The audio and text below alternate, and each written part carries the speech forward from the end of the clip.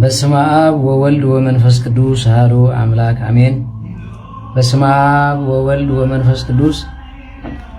አሐዱ አምላክ አሜን። በስመ አብ ወወልድ ወመንፈስ ቅዱስ አሐዱ አምላክ አሜን። ይትባረክ እግዚአብሔር አምላክ አበዊነ ለዘአብጽሐነ እስከዛት ሰዓት ስቡሕ ንውእቱ ክትንውት ለዓለም ቅዱስ እግዚአብሔር አምላኽና ምሕረቱ ብዙሑ ስጋብ ሰዓት ዘጽንሐና ንዑ ክብርን ምስጋናን አምልኾ ውዳሴን ይዘላለም ንዕኹኖ እመቤታችን ቅድስት ድንግል ማርያም በአማላጅነት አቂባ በቃል ኪዳና ከብኪባ ንሰዓት ዘብጽሐትና ንዓውን ክብርን ምስጋናን ንብጽሐያ ሕርያን ቅዱሳን መላእክት ነቢያት ሐዋርያት ጻድቃን ሰማዕት እግዚአብሔር ብዘኽበሮም መጠን ብምልኦም ክብርን ምስጋናን ይብጽሐዮም አሜን። አቤቱ ናይ ሰራዊት ጌታ እግዚአብሔር አምላክና ኃጢአትና ከይራኻ ንሰዓት ዘብጽሐካና ንስኻ ኻሞ ክብርን ምስጋናን አምልኾ ውዳሴን ዘላለም ንዓኻ ይኹን። ዝተረፈ ጊዜናን ሰዓትናን ብቅድስና ተመሊና መታን ክንከይድ ንሐዋርያት ጸጋ መንፈስ ቅዱስካ መሰደድካ ንዓና ድማ ጸጋ መንፈስ ቅዱስካ ስደደልና ርህርህተልና ቁራሪተ መዓት ሳሊተ ምሕረት ቅድስት ድንግል ማርያም አዴና ናይ ወትሩ ጸሎትክን በረኸትክን አይፈለየና እግዚአብሔር ክሳብ መስምሮ ዕገሰና ምሳና ቆሚ ንቅድስት ኤልሳቤጥ ንባ ሕርያቆስ ንቅዱስ ኤፍሬም ከም ዝባረኽዮም ንዓና ድማ በረኸትክን ረድኤትክን አሕድርልና። ሓለዋ ናይ ቅዱሳን መላእክት ተራዳእነት ናይ ኩሎም ጻድቃን በረኸት ናይ ኩሎም ስውራን አጽናፈ ዓለም ምስ ኩላትና ህዝበ ክርስቲያን ይኹን። አቡነ ዘበሰማያት ይትቀደስ ስምከ ትምጻእ መንግሥትከ ወይኩን ፍቃድከ በከመ በሰማይ ከመ በምድር ሲሳየነ ዘለለትነ ሀበነ ኅድግ ለነ አበሳነ ወጌጋየነ ከመ ንሕነኒ ኅድግ ለዘአበሰለነ ኢታብአነ እግዚኦ ውስተ መልሱት አላ አድኅነነ ወባልሐነ ኩሉ እኩይ እስመ ዚአከ ይእቲ መንግሥት ኃይል ወስብሐት ለዓለሙ ወለዓለሙ አሜን። በሰላመ ቅዱስ ገብርኤል መልአክ ወእግዝእትየ ማርያም ሰላም ለኪ ድንግል በድናቸው ድንግል በሥጋኪ እግዚአብሔር ጸሎት ሰላም ለኪ ብሩክት አንቲ እምአንስት ወብሩክ ፍሬ ከርሥኪ ተፈሥሒ ፍስሕት ማርያም ምልዕተ ጸጋ እግዚአብሔር ምስለኪ ሰአሊ ወጸልዪ ምህረት በእንቲአነ ኀበ ፍቁር ወልድኪ ኢየሱስ ክርስቶስ ከመ ይስረይ ለነ ኃጣውኢነ ተማኅፀነ በኪዳንኪ አሜን። ሐራይ ናይ ክርስቶስ ቤተሰብ አፍቀርቲ ቅድስት ድንግል ማርያም አዴና ኣብ መሰረት ነቢያት ሐዋርያት ተሃነጽኩም ደቂ ዓዶም ንቅዱሳን አዒንተ እግዚአብሔር አቦታተይ ካህናት ናይ ምስጢር ተላእኽቲ ኣሕዋተይ ዲያቆናት በ40 በ80 ውልድነት እግዚአብሔር ተቐቢልኩም ተስፋ መንግሥተ ሰማያት ጽበዩ ብምሉእኹም ህዝበ ክርስቲያን ፍጹም ሰላም እግዚአብሔር ምስ ኩላትኩም ይኹን። ክርስቶስ ተንሥአ እሙታን አሰሮ ለሰይጣን ሰላም ሆነ። ፍስሓን ሰላምን ዘለዎ ምሸት ይግበረልና።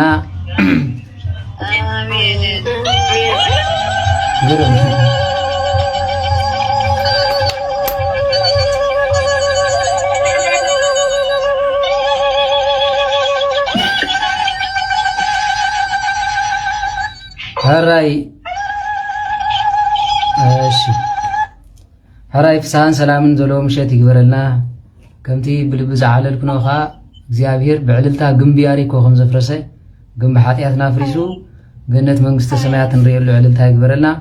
ሐራይ ብምሉእኹም ከመይ ሓዲርኩም ከመይ አርፊድኩም ከመይ ውዒልኩም ከመይ ኣምሲኹም በብ ዘለኹም መጻሓይ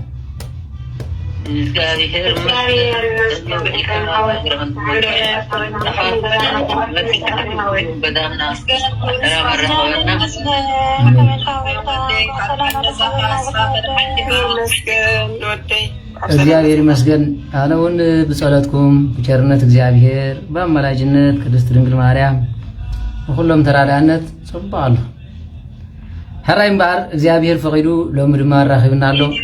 ምህረቱ ዝበዝሐ ኪዳኑ ዝሰፍሐ እግዚአብሔር አምላኽና ኃጢአትና ኸይራየ ዕለት ዕለት ክንዘራርብ ዝፈቐደልና ንዑ ክብርን ምስጋናን ይሁን። በሉ ሚት ግበር ሓድሽ ዓለም ዘለ ሐራይ ናይ ሎሚ መዓንቲ ትምህርትና ድማ እኹል እዩ ንዑ ሕተትዎ ዝብል ትምህርቲ ክኸውን ማለት እዩ ስለዚ እግዚአብሔር ኣብ መንጎና ተረኺቡ ክምህረናን ክቅድሰናን ክባርኸናን ናቱ ሰናይ ፍቃድ ይኹን ንሕና ድማ ልቦናና ከፊትና ንምስማዕ ሰሚዕናውን ንምንሳሕ ከብቅዕና ናይ እግዚአብሔር ሰናይ ፍቃድ ይኹን ሕራይ እምበር እኹል ሰብ እዩ ንዑ ሕተትዎ ዝብል ትምህርቲ ማለት እዩ ነዚ ትምህርቲ ሎም መዓንቲ ንመሃረሉ ወንጌል ማቴዎስ ምዕራፍ 9 ዘሎ ቃል ማለት እዩ በረከቱን ረድኤቱን ይሕደረና ቅዱስ ዮሐንስ ኣብዚ ጻሓፎ ቃሉ ብፍላይ ምዕራፍ 9 ምስ በጻሕና ብዙሕ ትምህርቲ ንመሃረሉ ትምህርቲ ማለት እዩ ብሓፈሻ ካብ ወንጌላት ኩሉ ዓብይ ወንጌል ወይ ድማ ምስጢራዊ ወንጌል ንመናፍቃን መደሻ ተባሂሉ ጽዋዕ ናይ ዮሐንስ ወንጌል ናይ ኩሉ ሕቶና ንረኽቦ ድማ ኣብ ዮሐንስ ወንጌል ዘይምለስ የለን መናፍቅ ተኾነው እንተተጋጊ ዮሐንስ ወንጌል ምሰንበበ ዝምለስ ካብኡ እንዳሓር ድማ እግዚአብሔር ከፊትና ንሰማያት ንሪየሉ መጽሓፍ ይብሎ ሊቃውንቲ ካልኦት ክጅምር ከለው ብልደቱ ጀመርለው ገሊኦም ድማ ብትዝምደስ ስጋ ጀመርለው ዮሐንስ ወንጌላዊ ክጅምር ከሎ ግን መጀመሪያ ቃል ነበረ ኢሉ አምላኽነቱ በመቅዳም ቃልነቱ በመቅዳም ቃል ስጋ ሆነ ሓቅን ጸጋን መሊኡ አባና ሓደረ ኢሉ ኖ ካብ ፈጣርነት ስጋ ተዋህዶነት ዝሰበኸ ንጹህ ሐዋርያ ዝጻሓፈልና ወንጌል ንሱ ማለት ኣብ መልእኽቱ እንተኾነ ዝተፈለየ ነገር ክብል ከሎ ንሕና ዝረኣናየን ሰማዕናየን ሙሱ ስለ ዝወዓልና ስለ ዝዳሰስና ኢና ንዛረብ ዘለና ዝብል መልእኽቲ ንርኢ ማለት ኣብ ራእይ ዮሐንስ ተኾነውን ምጽኣቱ ከመይ ከም ዝበለ ኣብ መጨረሻ ከመይ ከም ዝኾነ ይነግር ማለት ስለዚ ካብ ወንጌል ኩሉ ዓብይ ወንጌል ተባሂሉ ይጽዋዕ ማለት መቸም ካብ ወንጌል ንሽተ ሃሊ ይኮነን ኩሉ ሰብ ሰብ ግን ካብ ሰብ ሰብ በልጽ ሓቀሮ ካብ ሰብ ሰብ ይፍለደ ይፍለን እሞ ኮኮብ ይሃይስ ካብ እምባ ዝበልጸሉ ግዜ ኣሎ ካብ ኮኮብ ዝደምቀሉ ግዜ ኣሎ ካብ ሩባ ዝበልጸሉ ግዜ ኣሎ መጽሓፍ ክንሪኦ ከለና ከምይ ማለት እዩ ስለዚ ዝተቀደሰ ሩባ ወይተናን መልሐናን ኢየሱስ ክርስቶስ ክጥመቀሉ ከለንሪ ዝረኸሰ ሩባ እንተሃሊኻ ኖ ምሕደር ጠንቆልቲ መጠንቆለ ኸውን ይኽእል ማለት ዝተቀደሰ ተራራ ንእግዚአብሔር አምላኽ መመስገን ይኸውን እዩ ዝርብሽ ሰባት ሃሊ ምስ ብሎክ ደሆን ገብሮም ኮነ ኢሎም ኣብቲ ትምህርቲ ክትከውን ከለኻ ብስብስ ይብልኻ ማለት እዩ ሓደ ግዜ ሽግር ሃሊኩም ጥራይ ሆንኩም እንትድውሉ ማለት እዩ ስለዚ እቲ ሽግር ዘለዎ ሰብሲ ሰዓት ስራሕ ናይ ትምህርቲ ሰዓት ዝፈልጥ ኮይኑስ ንኩሉ ዝፈትሐልና ትምህርቲ እዩ ናባይ ደው ኢልኩም ኣይደውኢልኩም መቸም ኣነ ዝፈትሐልኩም ነገር የለን ምኽሪ የኽበኩም ዝኽእል እቲ ምኽሪ ከዓ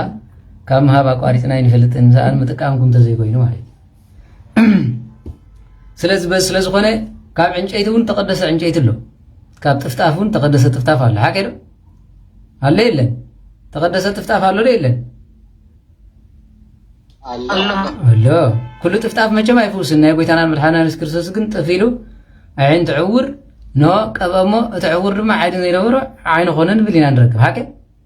ንስኹም ጥፍተ ትብሉለይ ተውሳስ ይኸውፅእ ዝኽእል እንተረዲኦም ሓቂ ወላ ተጋጌ ኣነ ጥፍተ ኢለልኩም ተውሳስ ይኸውፅእ ንስኹም ጥፍተ ኢልኩም ለጋ ተውሳስ ይኸውፀና እንዲያው ርኩሰት ዘለዎ ጥፍጣፍ እውን እነዋ ወወረቁ ምራቆሙ ርኩሳና አይሁድ ይብል የለን መጽሓፍ ቅዱስ ርኩስ ጥፍጣፍ ከም ዘለውን ክርደኩም ኣሎ ማለት እዩ ቅዱስ ጥፍጣፍ ኣሎ ርኩስ ጥፍጣፍ ኣሎ ስለዚ ድላይ ዝበልዕ ድላይ ሰቲ ጥፍተ ኢልልካ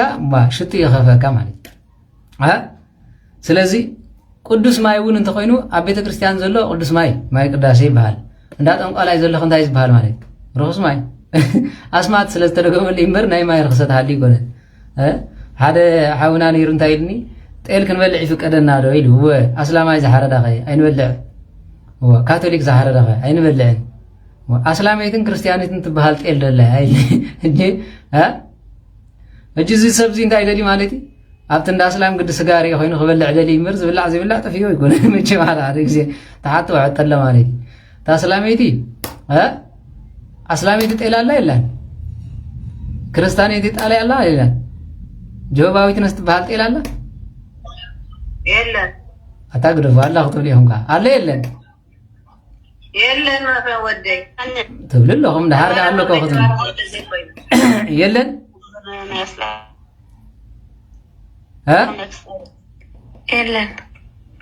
የለን ትብል ኣለኹም ሓቂ ዶ ናይ እብራሂም ጤል ተኮይና ናይ መን እስላማይ ናይ ክርስቲያን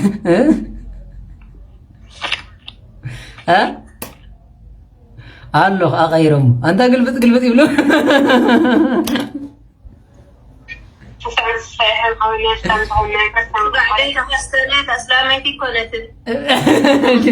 انت تخصتينا ترى اصلي ما زلات عطين مالتي ها تيل سقاب تخصتن سلمتن انت تخصتيني انت سلم مالتي مزح ስለዚህ እንታይ ያብለኩም ደሊ ማለት እንስሳ حراي بقول حراي ده عنقدو እንስሳ እብነት የብሎም حراي ናብ ትምርትና አንቀጽል حراي ሚት ግበር ምን ናብ ትምርትና አንቀጽል ይነ حراي ሚት ግበር በሉ ስለዚህ አስላማይት ትባሃል ክርስቲያን አስላማይ ዝባሃል ማይ ወዘ ተረፈ የለን ማለት እንስሳ እንተሆነ በዋን ይጽዋዕ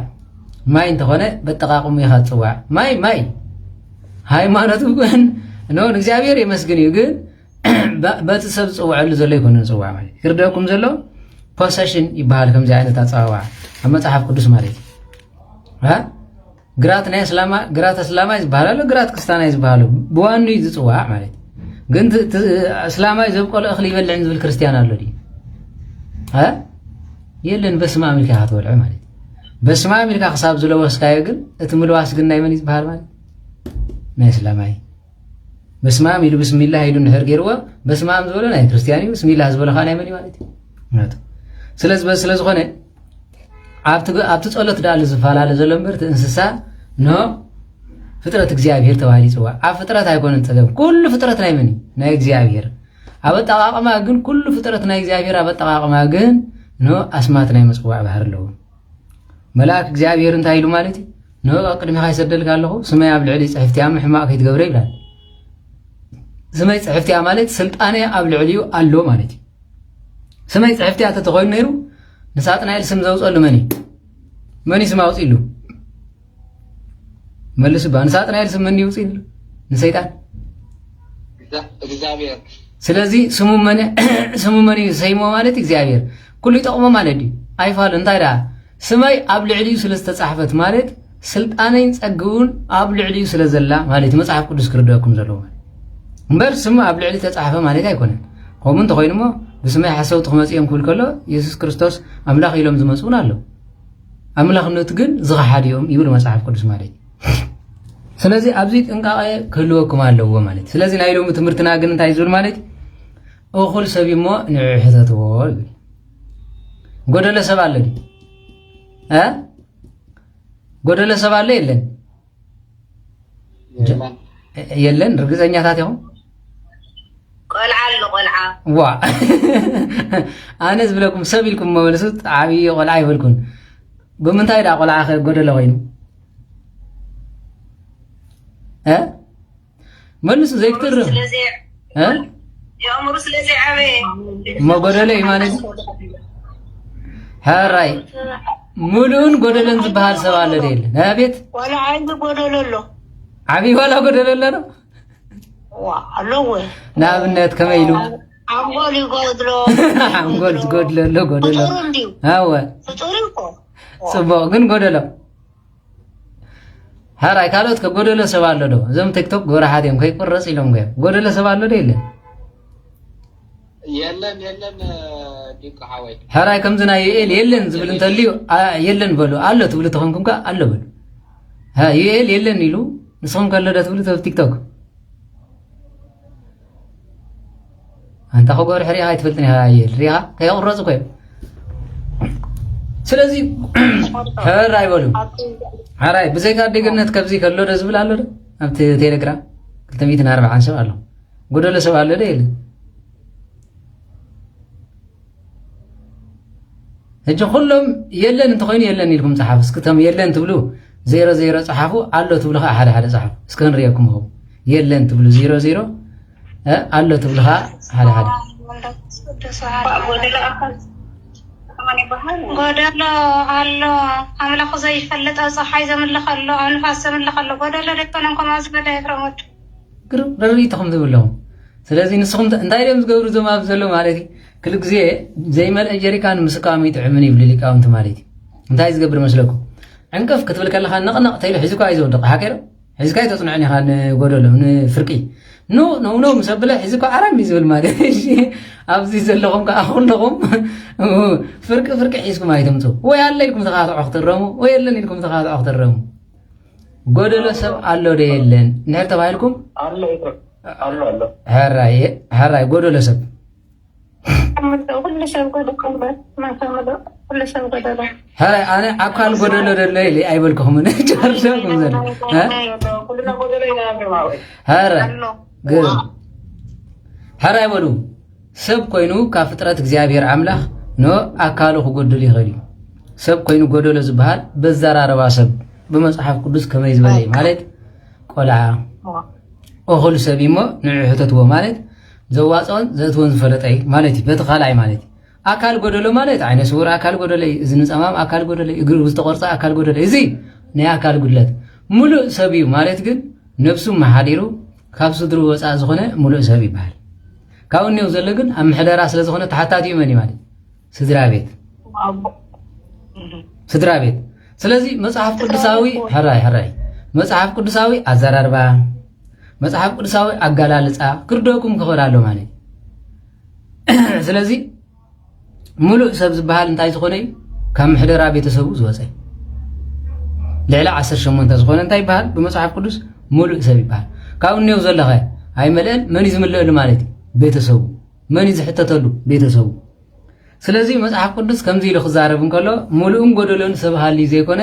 ነው ሓላፍነት ዝወስደሉን ዘይወስደሉን ምዝራብ ምዃኑ ክርደአኩም ኣለዎ ማለት ስለዚህ ነው አካል ጎደሎ ኣሎ ዶ እንተተባሂሉ ግን ዓይነ ስውር ተኾነ አካል ጎደሎ እዩ ስኒ እኳ እንተጎደለ አካል ጎደሎ እዩ ስለዚህ ካብ አካል እዝኑ እንተተቆሪፁ እኳ እንታይ ማለት ጢርሞ ይበሃል ሓቂር ቆራፅ ወይ ድማ ስለዚህ እንታይ ዝበሃል ማለት አካል ጎደሎ ይበሃል አካል ሙግዳልን ሙሉእን ሰብን ጎደሎ ሰብን ዝበሃል አራዱ ክርደኩም ኣለዎ ማለት ስለዚህ መጽሐፍ ቅዱስ ጽቡቕ ገይሩ ዝምህረና ነዚ እዩ ስለዚህ ሙሉእ ሰብ እሞ ንዑ እንታይ ግበር ወይ ሕተትዎ ዝብል ትምህርቲ ኢና ነዚ ንረኽቦ ኣብ ወንጌለ ማቴዎስ ምዕራፍ 9 ክኸውን ከሎ ወንጌለ ማቴዎስ ይቕሬታ ዮሃንስ 9 ክኸውን ከሎ ካብ 9 ካብ ሓደ ጀሚርና ክነንብቦ ካብ ሓደ ኢለ ጽሒፈልኩም ኣለኹ ካብ ሓደ ስጋ መውዳት ሚትገበረ ለተብራን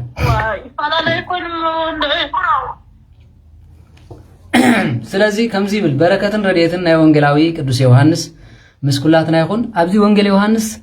ሕፅር ኣቢልና ምስ ተማሃርና ብዙሕ ነገር ክጭበጥ ኢኹም ማለት እዩ ዝሓተትኩም ሕቶ ንምምላስ ኢና ኸ እዚኦም ፅና እዩ እንታይ ዝብል ማለት እዩ ቤተሰብካ ከምዚ ገብሩካ ድዮም ዝብል ሕቶ ኣሎ ካልኣይ ድማ ካብ ኣፍካህን ዘይትሰምዖ ቃል ተሰሚዕካስ እንታይ ትብል ኢሎም ዝሓተት ኣሎ ማለት ካብ ኣፍካህን ሰምዖ ዘይግበአካ እሞ ድማ እኩባት ካህናት ኮይኖም ዘይዝርብ ክዛረቡካ ከለኹ እንታይ ትብል ዝብል ኣለዎ ማለት እዩ ነዚ ድማ ነዚ ወንጌል ዮሃንስ ምስ ኣንበብኩም ኩሉ መልሲ ክፀንሐኩም እዩ ማለት እዩ ስለዚ ከምዚ ይብል ጎይታናን መድሓኒና ኢየሱስ ክርስቶስ ብመንገዲ ክሓልፍ ከሎ ብዕውር ዝተወልደ ሓደ ሰብኣይ ረአየ ብምንታይ ዝተወልደ ይብል ዕውር ዝተወልደ እናም ዕውር ኮይኑ ይኮነን ተወሊዱ ማለት እዩ ዓይኒ ዘይብሉ ይኮይኑ ተወሊዱ ንምዃኑ ፀጉሪ ዓይኑን የብሉን ገለ የብሉን እዚ ለማፅ ኮይኑ ተወሊዱ ማለት እዩ ተመልከቱ ሰላም ላይዶ ከአይንተ ዕውር ዘፈጠራ ዝብል ኣብ መልክዕ ኢየሱስ ንረኽቦ ኢና ሓቂር ስለዝኾነ ዓይኒ ዝበሃል ቀዳዳ ኣይነበሮን ሸፋሽፍቲ ይነበሮን ኣፍንጫ ኣለዎ ካልእ ኣለዎ ማለት ዓምባስ ኮይኑ ዝተወልደ ማለት እዩ ዕቡስ ኮይኑ ማለት ጎይታ ክሓልፍ ከሎ ግን ነዚ ሰብዚ ይረአየ ኢሉ እግዚኣብሔር ክሓልፍ ከሎ ይረኣኹም ደቂ መዛሙርቱ ድማ መምህር እዚ ሰብዚ ዕውር ኮይኑ ዝተወልደሲ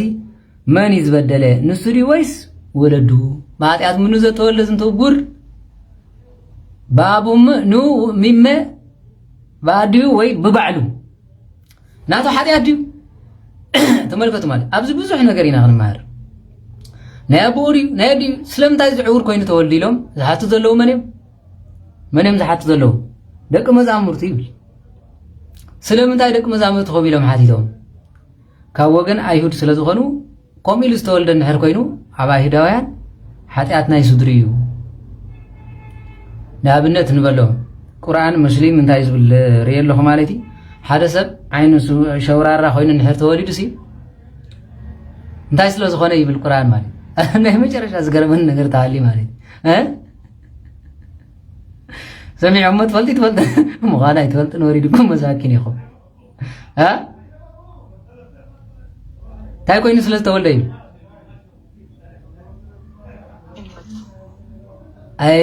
ኣይፈለጥኩም እንዶ እንኳን አይበለጥኩም። ስለዚህ መቼም አነ ሸውራራ ንእፎይ ተታሕቶ ቀደም መሊስልኩም አለ ነይሩ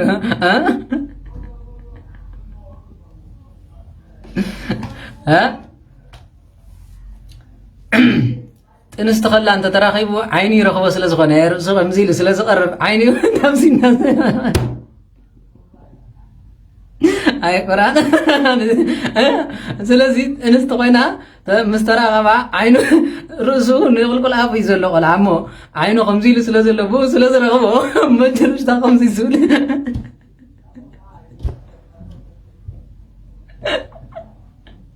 ኣነ ዝቁርኣን ክምቦ ከለኹ ዝቆስል ማለት እየ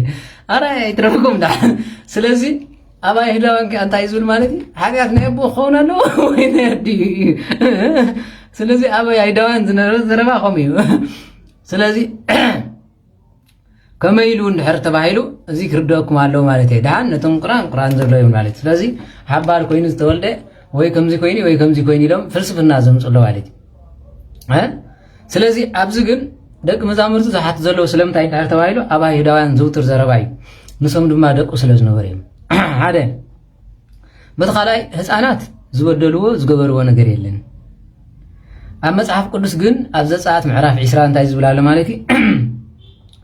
ኖ ኣነ ሓጢኣት ኣቦታቱ ክምርምር እየ እዩ ዝብል ኦሪት ማለት እዩ ነቲ ሕገይ ዝፈፀመ ስጋሽሕ ትውልዲ ክምሕረ ነቲ ኖ ዝኣበየ ድማ ወይ ድማ እግዚአብሔር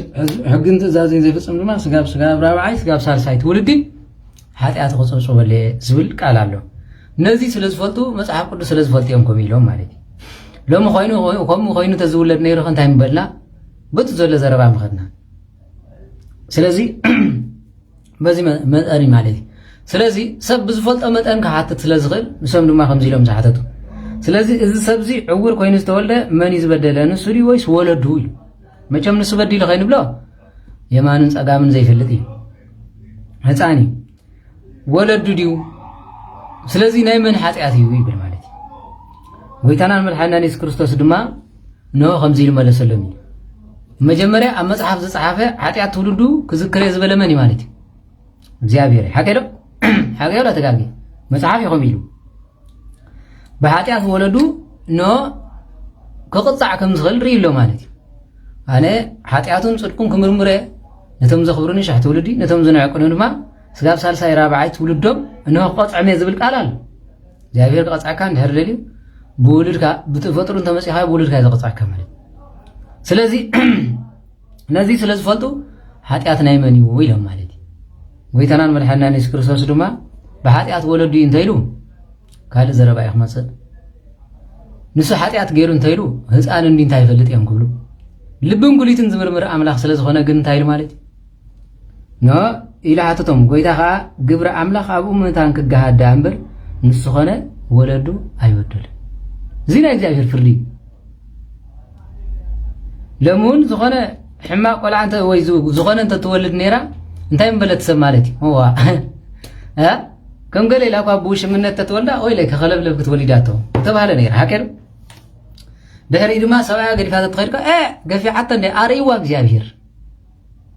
ሓቀ ወላ ተጋጊ ወላ ዝብ ዘሎ ሰብ ቆም በለ ሓቀ ዶ ኣይምበልኩምን ምበልና ረጊፃት ተኸይዳ እግዚኣብሔር ከዓ ኣርእይዎ ምበልና ንሕና ደቂ ሰባት ኮሚና ንፀባፀብ ማለት ግን ኩሉ ፍጥረት ናይ መን ውህበት እዩ ናይ እግዚኣብሔር እዩ ከምኡ እውን ክኸውን ይኽእል እዩ እግዚኣብሔር ክትገፍዕ ከለካ ግፍዕኻ ብውላድካ ከውግሄካ ክኽእል እዩ ግን እግዚኣብሔር ናይ ምሕረት ኣምላኽ ስለ ዝኾነ ነዚ እንታይ ኢልዎ ማለት እዩ ኣቦ ኾነ ንሱ ኣይበደለን እንታይ ዳ እግዚኣብሔር ሓይሉ መታንከር እዩ እንተዘሕምሞ እውን ሓይሊ እግዚኣብሔር ንምራይ እዩ ሓቂ ዶ እንተዝቐፅዑን ሓይሊ እግዚኣብሔር ንምራይ ኣብዚ ግን ብዘደንቕ ቃል ንሃዋርያት መልሲ ክሳብ ዝህኑ ፅባሕ እውን እንተኾነ ናብ ዓለም ክትሰብኩ ክትከዱ ከለኹም እግዚኣብሔር ትእምርቲ ዝገልፀሎም ከምዚ ከም ዘለዎም ክትርድዩ ብምባል ንድሕሪ እንተኸይዶም ብሓጢኣት ወለዲ ከም ዝኾነ ኢሎም ኣይሰብኩን እዮም እንታይ ዳሎም ክብሉ ኖ እግዚኣብሔር መታን ተኣምሩ ክገብር ሎሚ ከምኡ እንተንወልድ ነርና እግዚኣብሔር ደኣ ገለ ተኣምር ክገብር ደልዩ ኣይንበላን ሓቂ ዶ ከምኡ ዘራርባ ይህልወና ግን ካብኡ የዋ ዘራርባና ክንቀይር ከም ዝግበአና እዩ ስለዚ በዚ ይብል ማለት እዩ ግብሪ ኣምላኽ ኣብኡ ምንታን ክገሃድ እምበር ንስኾነ ወለዲ ኣይበደለን ሓደ እኳ ከዓየላ ዘይክእል ለይቲ ትመጽእ ኣላሞ መዓልቲ ኣብ ግብርቲ ዝለኣኸኒ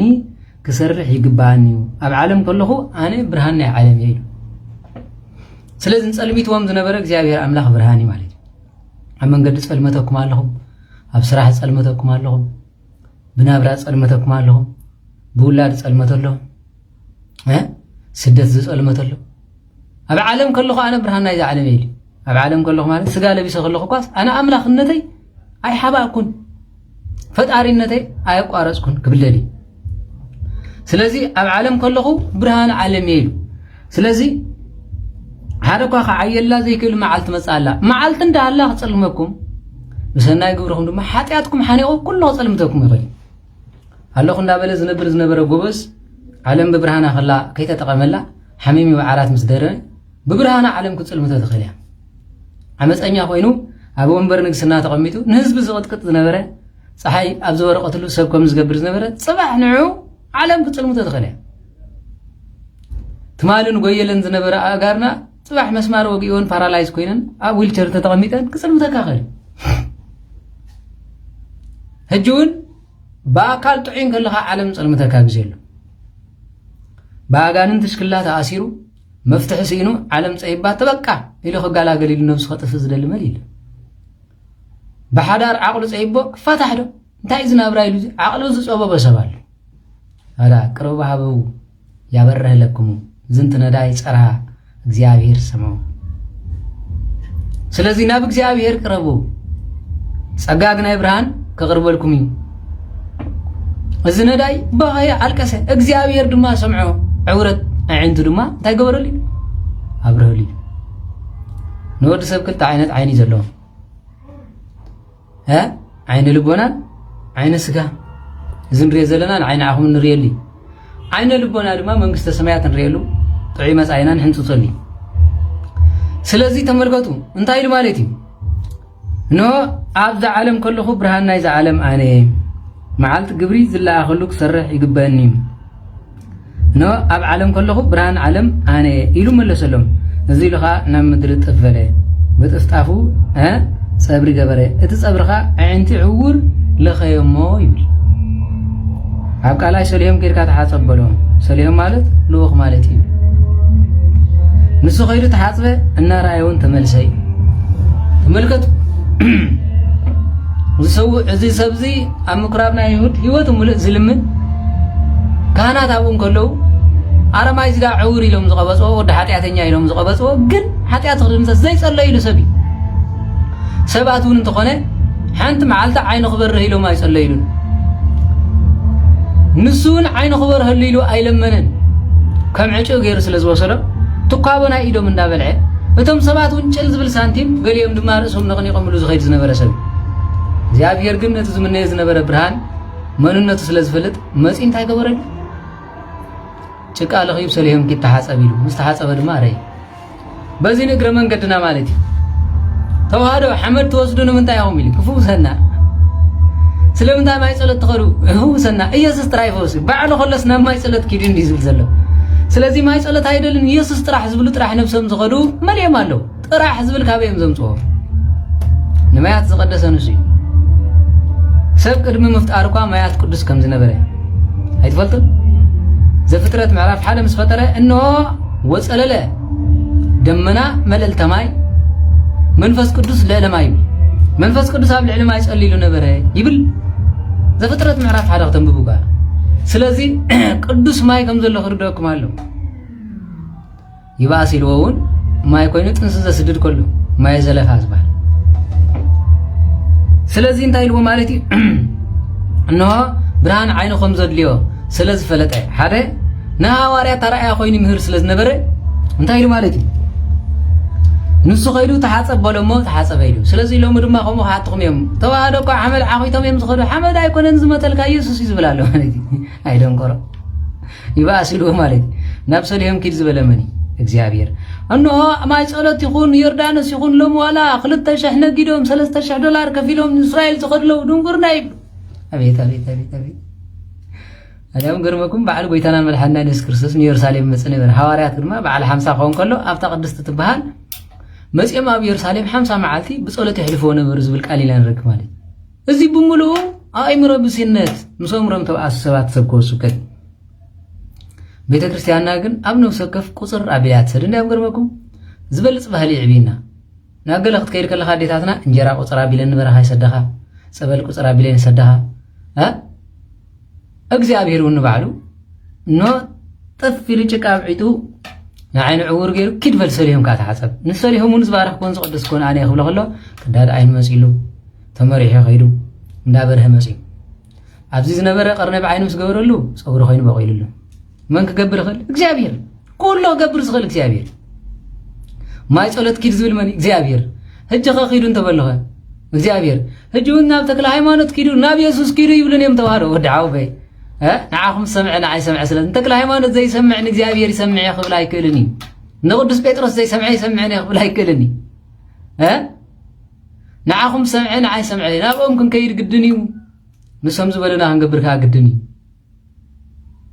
ስለዚህ በዚህ ብል ማለት ከይዱ ተሓጽበ እና ራእዩን ተመለሰ ስለዚህ እቶም ጎረባብቱን ተም ቀደም ክልምን ከሎ ዝሪዎ ዝነበሩ ሰባት እዚ ተቀሚጡ ዝልምን ዝነበረ ደይኮነ ተባል ስጋዕ ከምዚ ኣትብል ህይወትኩም ክትቀይር ኣለዋ ባዕዚ ዳኣ ተሽጋራ ስሕብ ዝነበረ ደይኮነን ባዕዚ ዳታ ምስ ወዳት ዕንድር ዝነበረ ደይኮነትን ክርስትናኹም ከምኡ እንተዘየቢሉ ኣብ ክርስትና ያለኹም እዚ ዳኣ ንፈልጦን ኢና ኖ ካብ ምኩራብ ዘይከይድ ዝነበረ ደይኮነን እዚ ዳኣ ትዕውር ደይኮነን ተባሃሊ መንም ከም ዝብሉ ዘሎ በሪሁ ምስራይዎ በእግሩ ኸይድ ምስራይዎ እንዲያውም ዓይኑ ዘይብሉ ዓይኑ ውፅኡ ይኽሪዎ ከሎ እሱ ደይኮነን ስጋብ ዝብሉ ኾነ ልብ በሉ ዓይኑ ውፅኡኹም ክትከዱ ጀመርኩም ዓይንኹም ከምቆሩ ዝደልዩ ብዙሓት ሰባት ክመጽኦም ልብ ሲምኩም ክትከዱ ከለኹም ልብ ምስ ገበርኩም ዝጻፍዑም ብዙሓት ክኾኑ እዮም ንሱ ዲኻ እምበርከ ንሱ ዲ ክብለኹም ክኽእሉ እዮም ኣብ ህይወተይ ሙሉእ ተስሓቐን ነገር ተሃልያ ቀደም ብላቅሲ ዝፈልጠኒ ሰብ ብኻልእ ዝፈልጠኒ ዝነበረ ኣብ ሓደ መርዓ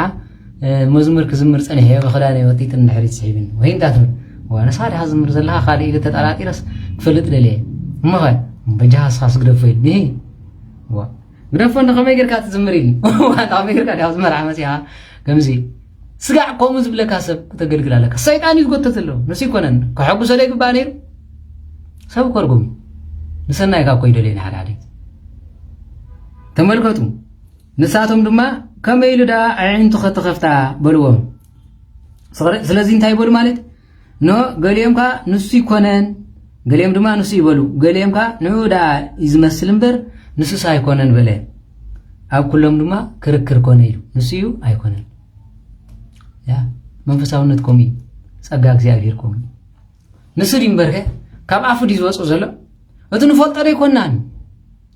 ሓደ በሉ ካልኣይ ድማ ኣይሁዳውያን ኣዘራርበኦም ንሱ እዩ ጎይታናን መድሓኒና ኢየሱስ ክርስቶስ ካብ ቅድስቲ ድንግል ማርያም ብድንግልና ዝተወልደ ክብሉ ከለዉ ኣይሁዳውያን ንሕና ንፈልጦ ኢና ወዲ ዮሴፍ ኣሕዋቱ ድማ ይብል ማለት እዩ ባዕድ ያዕቆብን ዮሳን ካልኦትን ንፈልጦም ደይኮነን ኢሎም ኣብ መንጎም ኣቃልሉ ኢሉ ንሱ ግን ኣይፈለጥዎን ምሰቦም እንከሎ ማለት ንመንፈሳዊ ሰብ 100 ግዜ ምሳኻ ተሃለወ ክትፈልጦ ይተልና ጸጋ እግዚአብሔር ብዓይን ጥራሕ ዝግለጽ ኣይኮነን ብልቦና ኹላ ይዝመሃብ ስለዚህ ተመልከቱ ማለት እዩ እቶም ኣብኡ ዝነበሩ ተኸፋፈሉ ንሱ ኣይኮነን ለሞን ትማል እንዳዓበድኩም ኣርቲ ገይራ እንዳሳዕሰዐት ኣብ ቲክቶክ እንዳደነሰት ከላ ሎም መዘምር ምስራይዋ ሳዳ ኣይኮነት ንሳ ኣይኮነት ንሳ ገሊኦም ድማ እንታይ ክብለዋ ማለት ንፈልጠክ ኮይና ትማል ከም ዝነበርኪ ትማሊ ሃሊ ነይሩ ከምኡ በልዎ መልስሎም ትማል ኣኻል እንዳልና ነይሩ እግዚአብሔር ምሕረቱ ብዙሕ ኪዳኑ ሰፊሕ ስለ ዝኾነ ግን ናብ ዝቐይርና ስለዚህ ቶም ህዝቢ ድማ ኖ ተመቃቀሉ ከመይ ኢሉ ዳ ስለዚህ ንዑ ዝመስል እምበር ንሱ ይኮነን በሉ ንሱ ግና ኣነ ጀሆም ኢሎም ማለት እዩ ዕንቲ ብርሂኡ ንየማን ጸጋምን ቆልሒሉ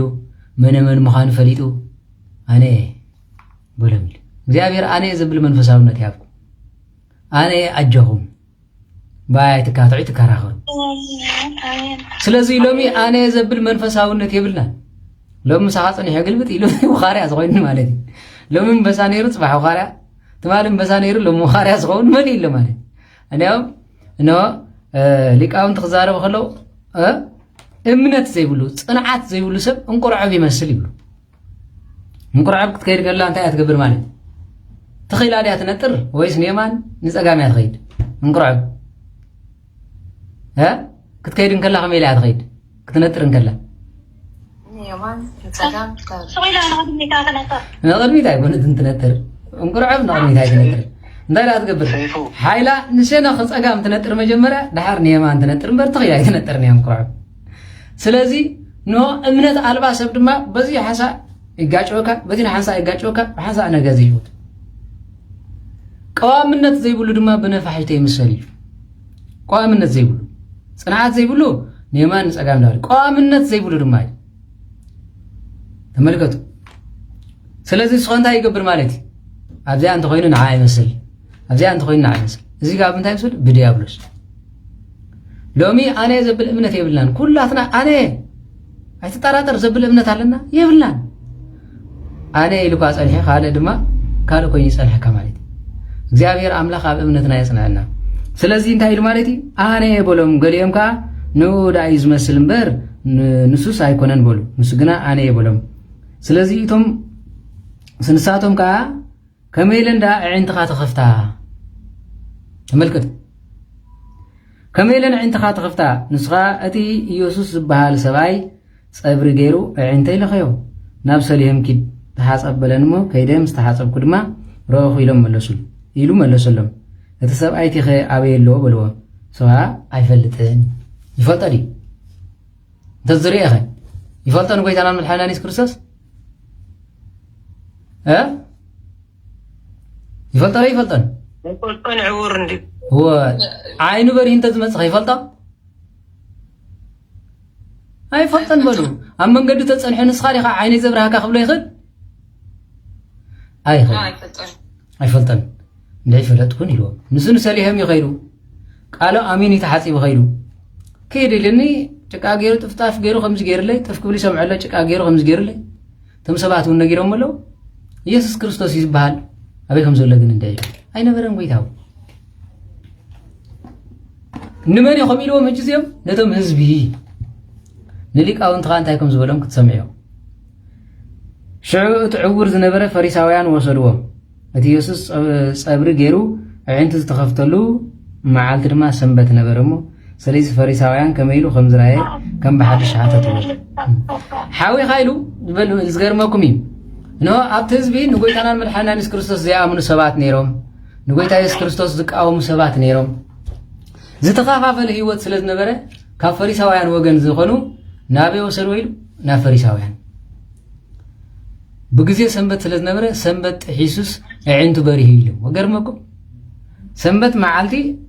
ነው ዕንቱ በሪሁ ስለዚህ በሰንበት ዓይን ዕውር ክበርህ ይኽእል ዶ ይክእልን ኢሎም ኮይም ዝኸል ዘሎ ሰማይ ዝሃገርኩም ማለት ዓይኑ ከይዓወረ ከሎ ሰንበት ኢሎም መቸም ክልምን ከሎ ቀዳም ሰንበትን ዋላ ብውዕል ይኸውን ሽዑ ህዝቢ ዝመጸሉ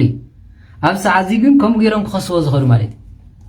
ብጥዒካ ብሕምምካ ከለኻ ምንም ቆለ ሒሉካ ዘይፈልጥ ምስጣዓኻ መሊሱ ዝፈኸሰካ ኣሎ ንኣብነት ኣብዚ ማሕበር ኣለኹም ማለት እዩ ዝኹሉ ብዕብዳን ብሽጋራ ብውድቀት ወዘተረፈ ነይርኩም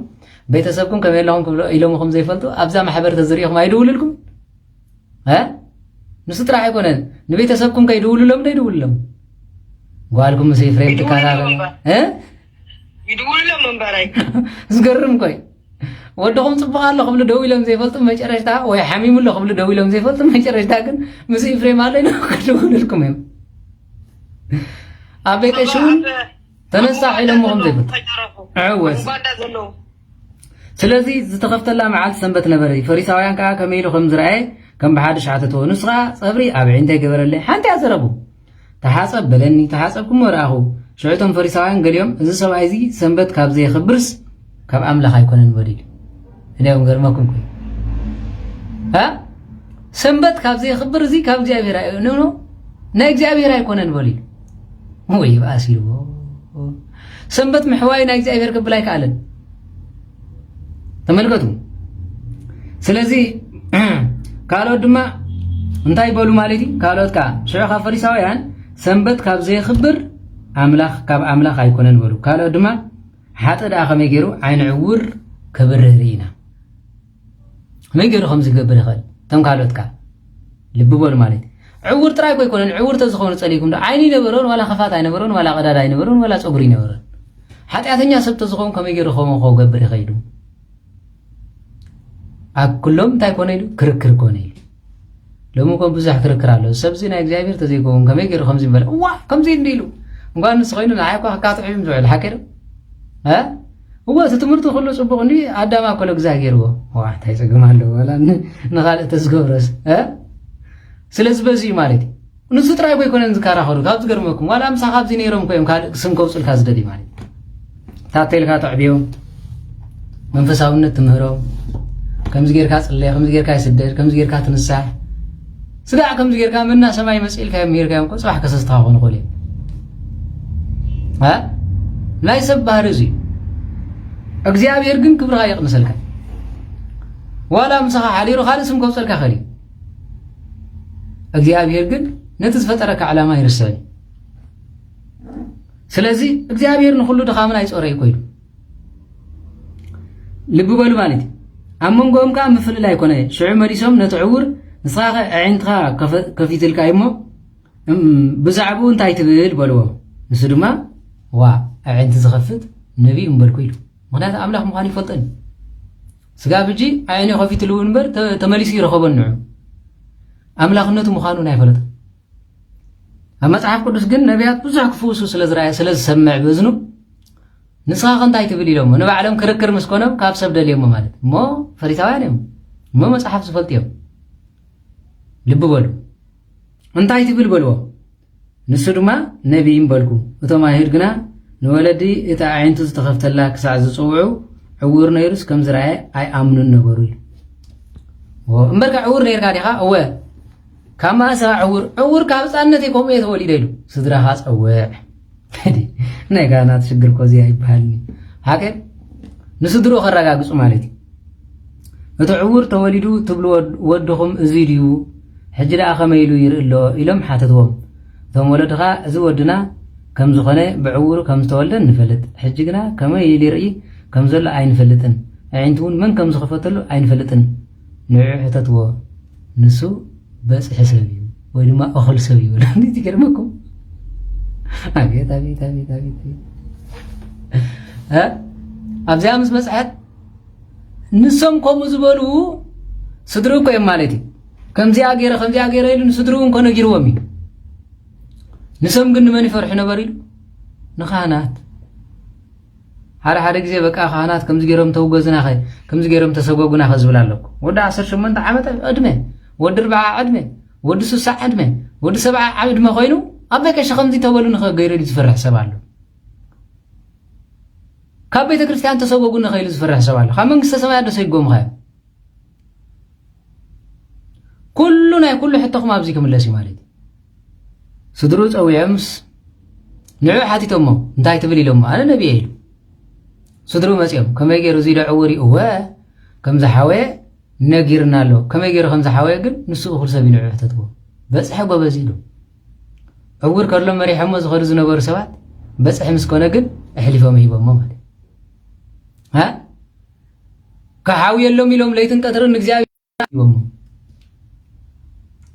ለይትን ቀትርን ከሓውየሎም ዝወድና ዓይነ ስውር ኮይኑ እምበር ጥዒንተ ዝኸውን ኣሊሙ መፀና ዝበሉ ዝነበሩ ስድራ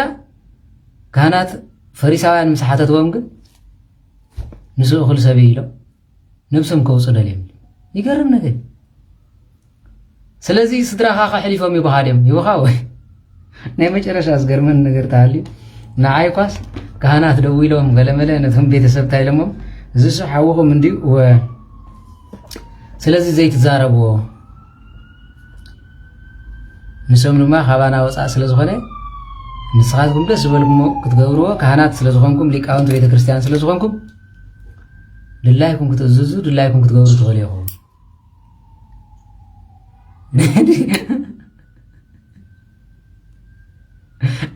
ኣብ ዳኣመት ክኾን ከሎ ሓወ ኢሎም ደው ኢሎም ድካስ ካህናት መፀውዖም ድላይኩም ግበርዎ መንግስቲ እኳ ተዛሓቶም ነይሩ ዕድሜ ዝኣኸለይ ድላይኩም ግበርዎ እንታይ ፈሪሖም ይብል ማለት እዩ ከመይ ጌርኩም ከምዚ ትብልዎ እንታይ ርኢኹም እንታይ ምሂርኩም ክብሎም ይኸዱ ስ ቤተሰብካ ኣይብሉን ኣነ ብነብሰይ ፈቲነ እየ ስለዚ ንመን ፈሪሖም እዮም ከምኡ ዝብሉ ዘለዉ ንካህናት ንእግዚአብሔር እዮም ፈሪሖም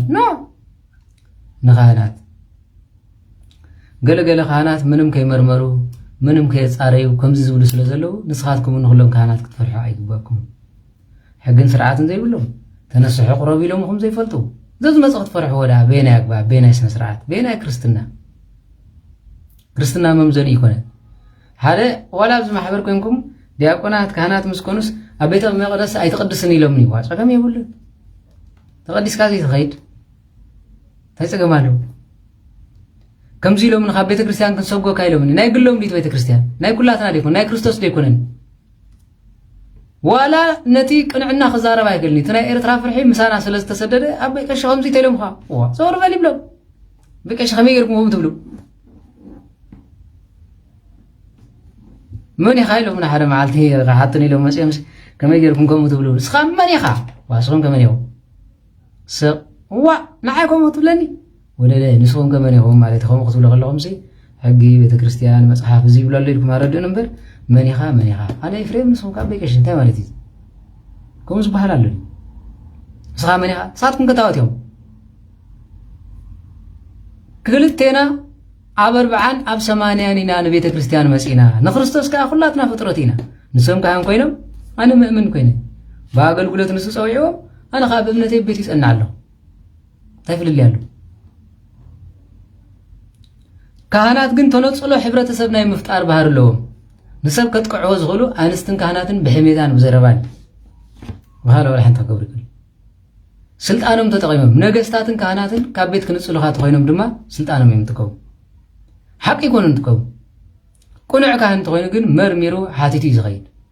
ስለዚ ኣብ ኤርትራ ንመንግስቲ ተወቂስካ ወይ ka ኣስረካ ኣለዎ ወይ ስም ከውፀልካ ኣለዎ ንኻን ዓገብ እንተልካ ኣብ ኤርትራ ወይ ተሃድሶ ክትከውን ኣለካ ወይ ሓሳብ መሲሕ ክትከውን ኣለካ ወይ ድማ ስም ከውፀልካ ኣለዎ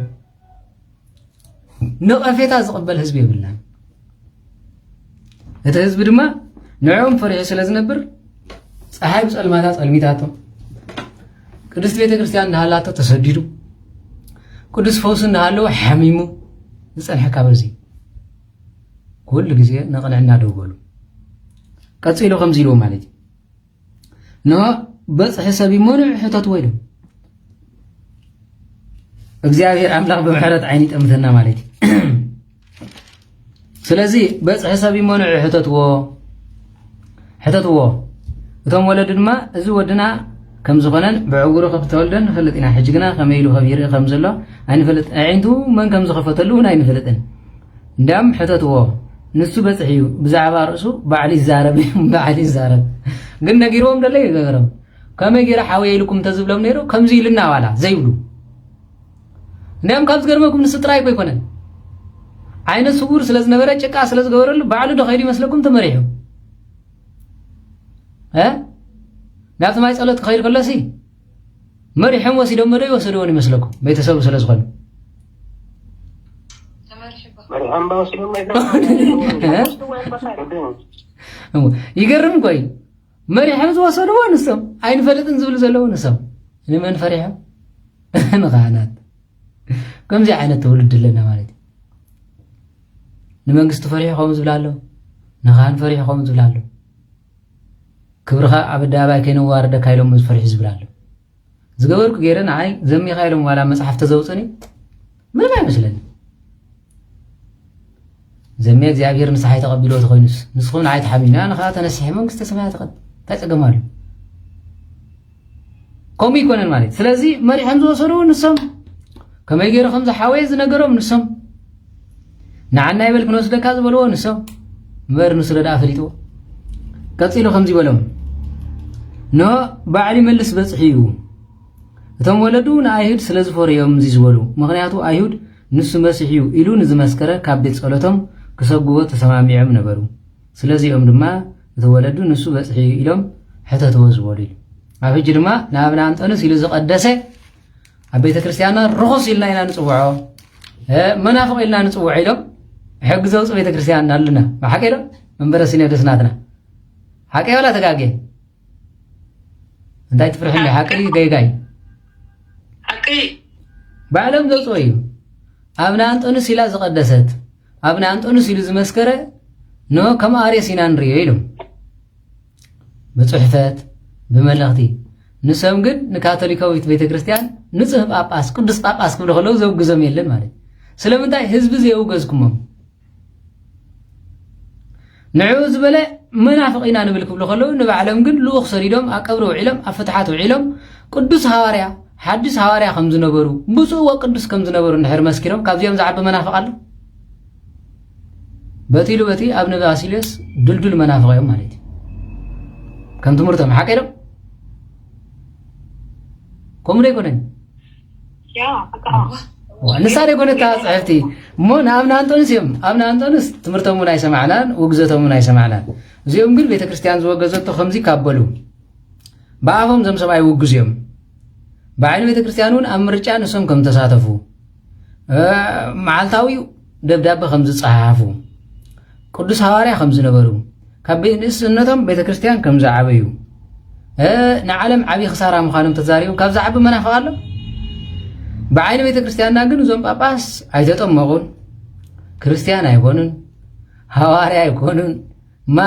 منافق ናይ አርየስ ዓቢዮም ኢላ ቤተ ክርስቲያንና ተመር እዚህ ዝመስከረ ጳጳስ ዳ በምንታይ ቅዱስ ጳጳስ ተባይሉ ቅዱስ ፓትርያርክ ተባይሉ በእናይ ስነ ስርዓት በእናይ አግባብ በእናይ መጽሐፍ በእናይ ዞም ሰባይ አይተጠመቁን ከኋላ ወልድ ዋህድ ኢሎም ዚአም ወልድ ፍጡር ዝበልዩ ስለዚህ አብት መልእክቶም እንታይ የሚለው ማለት ነው እትና ያምናንቶን ሳስቢያኩም ነይረ ማለት ንሰም ድማ ኸም ኸላውለና በዚህ ስለዝኾነ በአፎም በመልእክቶምን አብ ደብዳቤሙን አብ ጽሑፎሙን አብተና መንበረ ፓትርያርክ አለኩም ረይቦ አብ ዜና ቤተ ክርስቲያን ዝብል አብ ትውይቱ በማለኩ ረይቦ አቀብሪ ልኡኽ ቅዱስ ሲኖዶስ ከም ዝኸዱ ነው አብ ተቅዳሴኦም ከም ተሳተፉ እንድሕር ነጊሮም ሙሉ በሙሉ መናፍቅ እዮም ማለት ዝወል ሓድ ዘጠራጥር ይብል በዚህ ደስ ዘይብሎ እንተሃሊ ድማ ብዘር ወደም ኸውን ይዛምን ማለት ስለዚህ አፍካ ሁሉ ጊዜ ሓሊፋ ያጸናሕካ ዝፈረድካዮ ይፍረደካይ ሰፈርካዮ ይስፍረልካይ ናብና አንተን ሰፈሯ መስፈርቲ አብ ሓሊፋ ጸናሕት በዚህ ቀጽሎም እዚኦም ከም ዝበሉ ድማ ንሊቃነ ካህናት ኢየሱስ መሲሕ ኢሉ ንዝመስከረ ካብ ቤት መቅደስ ይሰግዎ ስለዝነበሩ እዩ ሕጂ ዋላኹም ይቆሉ ኣብ ቤተ ክርስቲያንና ዘሎ ምስ ኤፍሬም ዝኸደ ሙዚና ነቆስሮ ኢሎም ወረቐት ከውፁ እንዳሎም እንታይ ደፍልል ያለው እቲኦም እንተኾነ ናብ ኣብና አንጦንስ ኢሎም ዝቅዱስ እንተኮይኖም ቀብሮም ኣይንውዕልን ፍትሓት ኣይንገብረሎምን ወዘተረፈ ዝብል ኢኻ ትሪእኩም ማለት እዩ እቲኦም እንተኾነ ናብቶም ሲኖዶስ ዝኸደ ኣማኒ ንቆፅረን እዚ ማለት እዩ ስለዚህ ናይ ካህናት መፈራርሒ ቃላት ተቆምሉ እዚ ካብ መጽሓፍ እንታይ ወፂኡ ካብ ትምህርቲ ከንታይ ገይሩ ዝብል ትምህርቲ የለን ስለዚህ በዚ ስለዝኾነ እዩ ስለዚህ ኣፍካ ሓሊፋ ጸኒሓ ተቐይዳ ካንሰያ በዚ ቀፂሉ እንታይ ይብል ማለት እዩ ሽዑ ነቲ ዕውር ዝነበረ ሰብኣይ ካልኣይ ግዜ ፀውዕዎ ኢሉ ሓቂ ምዝራብ ንኣምላኽ ክብረሃብ ንሕና እዚ ሰብኣይ እዚ ሓጥእ ከም ዝኾነ ኢና ንፈልጥ በልዎ ኢሉ ስለዚህ ሓቂ ተዛረብ ንኣምላኽ ድማ ክብረሃብ ኢየሱስ ጌታ ይበል እንተ መናፍቕን ምዃን ቀሊል እዩ ሓቂ ፕሮቴስታንትን ምዃን ድንግልና ይሓትትን ንጽህና ይሓትትን ፓስተርን ምዃን እንተኮይኑ ከምዛ ክጽልየልካ ይብሎ ጸልየለይ ነቢ ገይረካ ኣለኹ እንተይልዎ ነቢ ኮይኑሎ ማለት እዩ ፕሮቴስታንት ክትከውን ተደሊኻ ከዓ ንኢየሱስ ጌታ ይበል ኢለለኹ ተወዲኣላ ማለት እዩ ሙስሊም ክትከውን ቀሊል እዩ አሽሃዱ አላህ ኢላላህ ኢላላህ በል ቢልበካ ኢልካ ኣለኻ በቃ እስልምና ተቀቢልካ ኣለኻ መስፈርቲ ማለት እዩ እንጂ ባሲሎ ማለት ስለዚህ ክርስቶስ አምላኽ እዩ ኢሉ ንዝመስከረ ወዲ አምላኽ እዩ ንዝበለ ኖ ካብ ምኩራቦም ይሰግዎ ስለዝነበሩ እዩ ካብ ቤት መቅደሶም የውግዝዎ ስለዝነበሩ እዩ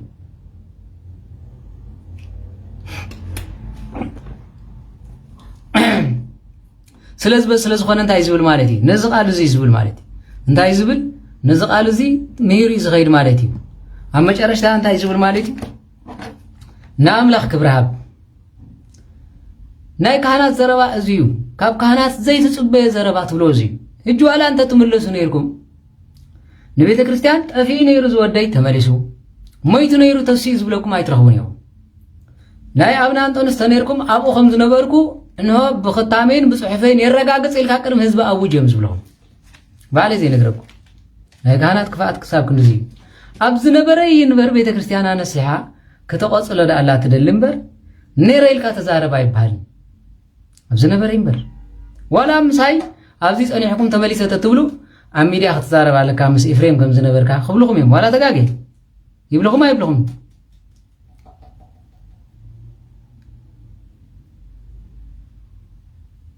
ስለዚህ በዚህ መሰረት ስለዚህ እንድሕራ ኣብዚ መጽኻ ቅዱስ ሐዋርያ ኢልካ መሊስካ ኮይንካ ንስኻ ንባዕልኻ ጌጋ ሓደ ግዜ ኣብዚ ኮመንት ክትጽሕፉ ትመጹ ማለት እዩ ሓደ ክትሰምዑ እምበር ሕቶ ናይ ኮመንትኩም ክንምልስ ኣይመጽኣናን እንዲና ድሓር ለሚና ንዑ ስምዑና ይበልናኩምን ንዑ ክትረጋግጹ እንተደሊኹም ቅዱስ ሐዋርያ ከም ዝበልዎም ካብ ህፃንነቶም ቤተ ክርስቲያን ከም ዝዓበዩ ቅዱስነቶም ኢሎም ከም ዝፀውዕዎም ኣብቲ ናቶም መንበረ ፓትርያርክ ዝብል ኣብቲ ናቶም ማለት እዩ ኣብኡ ለኩም አንብቦ ነታይ ፀገማል መንበረ ፓትርያርክ ኤርትራ ዝብል ጽሑፍ ኣለኩም ዋላ ኣብቲ ናቶም ዩቱብ ኣቲኹም ስምዕዎ ካብ 6 ደቂቕ ንድሓር ዘሎ ኣብኡ ለኩም ምሳይ ትካተዑ ወይ ድማ ኣብቲ ዘሎ ነቲ ሕብረተሰብ ነቲ ዝመሃር ዘሎ ልቢቱ ኣይትስለቡ ወይ ድማ ዕንቅፋት ኣይትፍጠሩ ማለት እዩ ስለዝኾነ ኣነ ጸልዮም ከምዚ ኢልዮም ገለ ይኮንኩን ናይ ካህናት ምኽንያት ናይ ካህናት ውድቀትና ዳላ ነዛረብ ዘለና እምበር ንዓይዛ ኤርትራ ናይ ዓደያ እቲ መንበረ ሲኖዶስ ናተይ ቤተ ክርስቲያን እዩ ክርዳእኩም ዘለዎ ማለት እዩ ለይትን ቀትርን ክሳደይ ዝሓልፈሉ እምበር ኣሕሊፈ ዝበሉ ይኮነን ነቶም ኣብኡ ዘለዉ ቦታት ግን ዝገብሮ ዘለዎ ይቅበሎም ያ እቲ ቅዱስ ሲኖዶስ ኣይኮነን ንክሰት ዘለዎ እቲ ውልቀ ሰብ ከምኡ ኢሉ ብስልጣን ተጠቒሙ ዝፅሕፍ ዘሎ እዩ ካብ ኣይሁዳውያን ብምሎም ኣይሁዳውያን ካሓርቲ ይኮነን ካብ መንጎኦም ተረኽቡ ከም በዓል ኒቆዲሞስ ዝኣመሰሉ ሕጂ ብዚ ክርደአኩም ዘለዎ ሲኖዶስ ብምሉ ንሲኖዶስ ወኪሉ ዝኸይድ ዘሎ ግን ጌጋ ኣለዎ ልኡኽ እንድሕር ሰዲዱ ኮይኑ ከመይ ገይሩ ይሰድድ እንታይ ዳ ንስዑድ ዓረብ ዘይሰድድ ሸኽ ክመውት እንከሎ እንታይ ዳ ኣብ ኤርትራ ክመውት እንከሎ ቀብሪ ኺሉ ዓሊሉ ንሊቃነ ጳጳሳት ዘይሰዶም ርኢና ሰሚዕና ይንፈልጥን ዘየለይ ተምፁ ከምኡ ዝብሉን የለን ሓራይ መይቱስ ነብሲ መሓር ክትብል ንቡር እዩ ብፁዕን ቅዱስን ሐዋርያ ንዓለም ድማ ዓብዪ ክሳራ ኢልካ ክትምስክረሉ ትኽእል ዲኻ ኣይኮነን ያ ክሳራ ኣይኮነን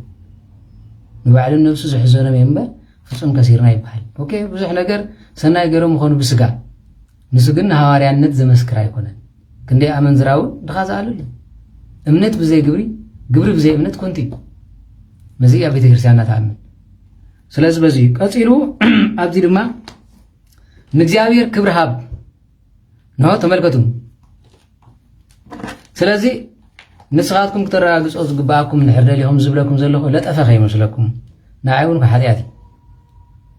ኣቅድሚ እግዚኣብሔር ንህዝቢ ክምህር ኢለን ተመፅአ ኮይነ ስለዚ ኣነ እውን ኣቅድሚ እግዚኣብሔር ዝገበርኩ ሓጢኣት ተሓታት እየ ኣብኡ ግን ማህተም ኣለዎ መልእኽቲ ዝሰደድዎ እቶም ተሰደዱ ሊቃነ ጳጳሳትን ሊቀ ካህናት ዘርኢ ሰናይ ዝብል ቀሺ ዘርኢ ሰናይ ዝብል ኣሎ እዚኦም ኩሎም ብምሎም ኣብኡ ተለኣይኾም ብኤርትራ ወኪሎም ብሲኖዶስ ዝኸድ እዮም እዚ ፅቡቕ ድዩ እዚ ከምኡ ይኮነን ጸሊእና ኣይኮንናን ትምሕታት ዘይኮነ ተጸሊኡ ግን ትምስትውዓል ከለወኩም ኣሎ ሓራይ ክንቅፅል ናብ ትምህርትና ሓራይ ድሓርቶም ኮመንት ድማ ኣይትመላለሱ ሰብ ክመሃር ኢሉ እንተመፅኡ መጨረሻ ኢኹም ኣብ ኮመንት ዝፅሕፍ ማለት እዩ እዚን እቲ ትምህርቲ ኢሉ ኣብ መጨረሻ ርእይቶ ኣለኒ ክብል ዝኽእል እምበር ኣብ መንጎ እንድሕር ፅሕፍ ኮይንካ ግን ትርጉም የብሉን ማለት እዩ ስለዚ በዚ ስለዝኾነ ንኩልና ዝጠቕመና ኣይኮነን ኣይትመላለሱ ኣይትፀራረፉ ኣበይ ተፋለጡ ተፃረፉ ኣበይ ናይ ግራት ተዳፊጉ ዘይድልየኩም ተኾኑ ትገድፍዎ እምበር እንታይ ገደሰኩም ኣብዚ መፅኹም ተፀራረፉ ክፀድቂ ኢልኩም ሓጢኣት ክትውስኹ ኣነ ዝብል ኣብዚ ንሕር ንዓይ ዘይተቐበልኒ ኮይንኩም ሓጢኣት ኣይትተወኩ ኢሉ ትተቐበልዎ ስምዑ ተመሃሩ ከምኡ ክብለኩም እየ ዝደሊ እምበር ኣነ ንዝኾነ ፅልእ የብለይ ማለት እየ ሕራይ እግዚኣብሔር ምስ ኩላትኩም ይኹን ሕራይ ስለዚ እንታይ ዝብል ማለት እዩ እቶም ወለዱ ድማ ኢሉ እጂ ኣብ ቤት ክህነት ውድቀት ዘይብሉ የለን ዋላ ሃዋርያት ኣቦታትና ኮይጋግ ነይሮም ትገይጎም እንታይ ማለት እዩ ኣቅድሚ እግዚኣብሔር ንጎይታ ይፈልጠ የሎም ክምስክር ይደለዩ ዋላ ቅዱስ ጴጥሮስ እንዳሰበኸኮ ምሳይ ሂዳያን ኣይበልዕን ዝበለኒ ባርሃን ኣለም ቅዱስ ጳውሎስ ወቂስዎ ተማሊሱ ገላትያ እንደንብቦ ኩሉ ሰብ ጌጋ ኣለዎ ኩላትና ጌጋ ኣለና ንጌጋና ግን እቲ ዝነቕፈና ዘሎ ሰብ ክንእረም ንዕውን ክንነቕፎ ነቢ ኢሳያስ ንዑ ንትዋቀስ ይቤ እግዚኣብሔር ንዑ ንዋቐስ እሞ ቤትና ንዕሪ ይብል ኣሎ እሞ ውቐስኒ ክወቕሰኩም ዝበለሉ ነዚ ምውቕቓስ የዕርየካ እዩ ምጽራፍ ይሐረነካ የጻላለካይ ስለዚህ ንዋቃስ ይምበር ንጻላ ንዋናጀል ማለት አይኮነን ስለዚህ እነዚህ ስለዝኾነ አይ ነው አቤት ክህነት ዝመጽ ሰይጣናዊ ፈተና ነቤት ክህነት ፈተና ምን ታይ እንድሕር ተባይሉ ተመልከቱ መጀመሪያ አንተ ወይ እንታይልና ነርና ኢየሱስ መሲሕ ኢሎም ንዝመስከሩ ካብ ቤት መቅደስ ይሰግዎም ነበሮም ሕጅርማ ኣብ ቤተ ክርስቲያንና ቆም ይዘጋጥም ዘሎ ኣብ ተቃውምቲ ይኹን ኣብ ደገፍቲ ይኹን ኣነ ዝንዶም ኣይኹን ኩሎም ኣብ ኩሎም ጎደለይ ዘሎ ንዝጠፈ ውላዱ ዘመጽ የለን ከም ዝብል የለን እኳ ደኣ ኣብቶም ተቃውምቲ ሓይሽ ኣብቲኦም ስለዝነበርካ ናባና መጽኢኻ ያኻሞ ከምዚ ኢልካ መስክር ዝብል ኣይንረክብን ኢና ምሳይ ነርኩም ተተኸዱ ግን ተቃውምቲ ይኹን ደገፍቲ ይኹን ምስ ኤፍሬም ከም ዝነበርኩ ጌጋ ከም ዝነበሮም መስክር ክብለኹም ይኽእል እዮም እንተ ኸይድኩም ጌጋ እንተረኺብኩም መስክሩ እንታይ ፀገም ኣለዎ እንተረኺብኩም ማለት እየ ስለዚ እንተዘይኮይኑ ግን መፈራርሒ ቃል ዝጥቀምሉ እዝዩ ስለምንታይ ክህነቶም ስልጣኖም ጥራዮም ዝኣምኑ ቀፂሎም ድማ ነዚ ዕጉር ዝነበረ ሰብኣይ ካልኣይ ግዜ ፀውዕዎ ኢሉ ካልኣይ ግዜ ሓቂ ምዝራብ ንኣምላኽ ክብርሃብ ንሕና እዚ ሰብኣይ እዚ ሓጥእ ከም ዝኾነ ንፈልጥ ኢና ምክንያቱ ንሕና ንፈልጥ ኢና ማለት ካብቲ ዝመሓሮ ካብቲ ዝተመሓረ ንላዕሊ ንሕና ንፈልጦ ካብቲ ዝምሕር ኣምላኽ ማለት ንሕና ንፈልጦ ስለዚ እንታይ ኮይኑ ማለት ናይ ትዕቢት መንፈስ ኣፀቢቕና ንፈልጦ ኢና ሎሚ ድማ ከምኡ ዝብሉ መሰኻኽር ኣለዉ ኣነ ብእስራኤል ነይረ ፅቡቅ ጌረ ይፈልጦ እየ ኣነ ንሰብዚ ይፈልጦ እየ ዝብሉ ክመፁ ክእሉ እዮም ብይፈልጦ እየ ዝበሎ ዲኻ ኣሚንካ ከመይ ጌርካ ትፈልጦ ኢልካ ከዓ ንስኻ ትሓትት ኣለካ ትፈልጦ ትኾንካስ ንዓስ ክበል ናብኡ ክወስደካ ከዓ ትብሎ ትኽእል እያ እዚ ዓይነ ስውር ዝመለሶ መልሲ ብጣዕሚ እዩ ዝገርም ማለት ስድራኻ እንተኾነ ኣሕሊፎም ክቡኻ ክእሉ እዮም ወድኹም ከምዚ ይገብር ኣሎ ምዚ ርኢና የተተባሂልና እንታይ ክብል ማለት እዩ ኖ ቤተ ክርስቲያንና ክመፃ ይፍቀድ እንህለኩም ክንሰብ ዝኣኸለ ይኽብሉካ ክእሉ ስለምንታይ ሰብ ፈሪሖም ማለት ንእግዚኣብሔር ፈሪሕ ዝነብር ሰብ የለን ኣብ ሰዓት ሓጢኣት ክንገብር ከለና ኳስ ንእግዚኣብሔር ዲና ንፈርሕ ኖ ሰብ ከይርኤና ኮበርታ ተገምጊምና ገዛ ተዓፂና ድምፅና ከይንስበቕ ሓሚልና ኢና ንገብር ሓቂ እግዚኣብሔር ከይሰምዐኒ ኢሉ ሓጢኣት ዝገብር ሰብ ኣሎ ዝፈርሕ ሰብ ኣሎ እንታይ ሃልዩ በረከት ይሕደረና ወዲ ሰብ ግን ንሓጢኣት ክገብር ከለኳ ሰብ ከይርዮ እምበር እግዚኣብሔር ከይርዮ ዝፈርሕ ሰብ ኣሎ ኢልኩም ትኣምኑ የለን እንተልዩ ግን በረከት ይሕደረና ወዲ ሰብ እኳ ንመን ዝፈርሕ ማለት ንሰብ ፅባሕ ከየጓርደኒ ከምዚ ከይብለኒ እንታይ ከኽብል ዝብል እምበር ብፍፁም እግዚኣብሔር ዝብል የለን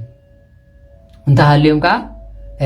ንዕኦም ደሊና ኢና መፂና በረከቶም ይሕደረና ኣነ እኳ ኣነ ካብ እግዚኣብሔር ንላዕሊ ንዓኹም ፈርሕ ከመይ ይበልኒ ኣራያ ኮይነ ስለ ዝመፃኹ ፅባሕ ብዝተጋግኾ ብጌጋ ከየጥፈኩም ተጋግኾ ጌጋ እንተተረኺብኳስ ከምዚ ከይብለኒ ስለዚ ሓጢኣት ገይረ ተዝኸውን ኳ ኣሚነ ንክኸይድ እዎ ተጋጊየ ኢለዮ ክቕበለኒ ዝኽእል ሰብ የለን ኣነ ሓደ ሓደ ግዜ ካብ ዝገርመኩም ኣብዚ ኮይነ ክምህርን ከለኹ ክንሳሕ ከለኹ ዋላ ሓጢኣት ገይረ ናብ ኣባት ነብሲ ተዝኸይድ እቲ ባት ነብሲ ኣባይ ዘለዎ ራእያ ደስ ይብሎ ዶ ይብለን ካብቶም ክንስሑ ዝሓፍሩ ሰባት ኣነ ከመይ ይበልኒ ኣራያ ኮይንካ ትምህር እንተፀኒሕካ ንኻህናት ተወቅስ ተፀኒሕካ ሓጢኣት ጌርካ ናብቲ ካህን እንተኸይድካ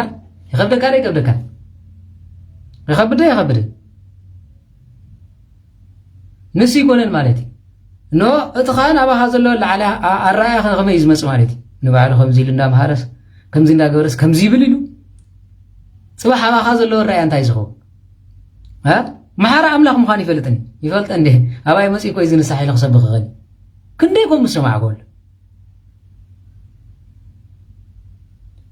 ኣባይ መፅኢ ኮይ ኣነ ኮይ ኣባት ነብሲ ኢሎም ዝዛረቡ ሰባት ኣለዉ ኣባት ነብሲ ትኾንኮ ሓጢኣትና ነጊርና እግዚኣብሔር ኢልና ስለ ዝኣመናካ እምበር ሓላይና ኢልና ኢና ምነ ከምኡ ዝብል ካህን እንድሕር ሃልዩ ካብ ሓጢኣት ምውፃእ እንታይ ገሪፁ ይፈልጦ እየ ሓጢኣት እዩ ኣነ ኣባት ነብሲ ኢሉ እንድሕር ዝዛረብ ኮይኑ ኣባት ነብሲ ክኸውን ብቕዓት የብሉ ካብኡ ንኔው እንታይ ዝብል ማለት እዩ ኣባት ነብሲ ማለት ክርስቶስ ማለት እዩ ክርስቶስ ድማ ዝገበርና ገቢርና ኣበሳና ኣፅርዩ ብርሃን ዓለም ቅዱስ ጳውሎስ ክመፅእ ከሎ እግዚኣብሔር ይቕረር ኢሉ ናብ ሃናንያ ዝበሃል ካህን መፂኡ ድሕሪ ሰባኸ ወንጌል ኮይኑ ንፈልጦ እንዲና ዝብል ዝነበሩ ካህናት ግን ክቐትል ከሎ ዝፈልጥዎ ብኢየሩሳሌም እዩ እወ ግን መሓራ ኣምላኽ እዩ ኣብ ሮሜ ማለት መሓራ ኣምላኽ ክብለኩም ከሎ ምሕረተ ብኣይ ስለ ዝጀመረ እዩ ንሕና ኮ ተማሒርና ኢና መፂና ምርፃ ርቃም ኮይና ኩሉ ፅባሕ እንኳ ሓጢኣት ክገብረ ምኑ ዘይእብስ ስጋ ለቢሶ ዘይብስ ምን ኣሎ ክንስሓ እውን ኮናኦም ይኸይድ እንተተጋጌ ስለምንታይ ኣነ እውን ዝገበርክዎ ክንስሐሉ ስለ ዝግበአኒ ንሰብ መፂኦም ድሕርና ዓቃልዮምን ግን ናይ ክርስቶስ ባህርን ናይ ክርስቶስ ጸጋ የብሎምን ማለት ወዲቑ ዝምለስ ኣዳም ይዝበሃል ወዲቑ ዝነብር ግን ዲያብሎስ شيطان ስለዚህ በስ ስለዝኾነ ኣነ ንባዕለይ ዘጋጠመኒ ብዝሎ ማለት ከም ዝኽብል ከሎ ከይርካ ክትንስሓ ከለኻ ፈልጠ እንዲ ኣነ ድባት ነፍሱ ነይረ ዝብላል ዋ ስማ ወለ መንፈስ ቅዱስ ስለዚ ካብቶም ክንስሕ ዝኸብዶም ንመን ማለት ናይ ኣራያ ኮይንካ መምህር ኮይንካ ነዲያቆኑ ንኻኑ ንጳጳስ ገሲፅካ ንስኻም ሰብ ኮይንካ ሓጢኣት ምስ ገበርካ ክትንስሓ ኢልካ ምስ መጻኻ ክዕበየልካ እዩ ብዛዕባኻ ክዋራዚ ክርስቶሳዊ ባህር ኣሎ ማለት ኖ that's why ንሓደ ሰብ ከገልግል ከሎ ብኸይሉ ፅባሕ ከብስ ከሎ ንሶም ክዋራዚ ኢሉ ንሓደ ሰብ ክሰብኽ እንከሎ ኣልቅስሉ እቲ ካህን ኢሉ ሓጢኣት ናይ ሰባት ዝቕበሉ ንባዕሉ ኸይዱ እንታይ ገብር እዩ ይንስሕ ሓቂሩ ካህን ኣብ ቤት መቕደስ ስጋው እግዚአብሔር ከቅርብ እንከሎ ነው ካብ ሓጢኣት ናይ ሰብዚ ኣነ እንታይ ዝብል ንጹህ ዝብል ሓቂሩ ሓቂሩ ወላ ተጋጊ ካብ ሓጢኣት ንጹህ ዝብል ካህን ኣሎ ዲ የለን ስጋው እግዚአብሔር ክመጽእ ከሎ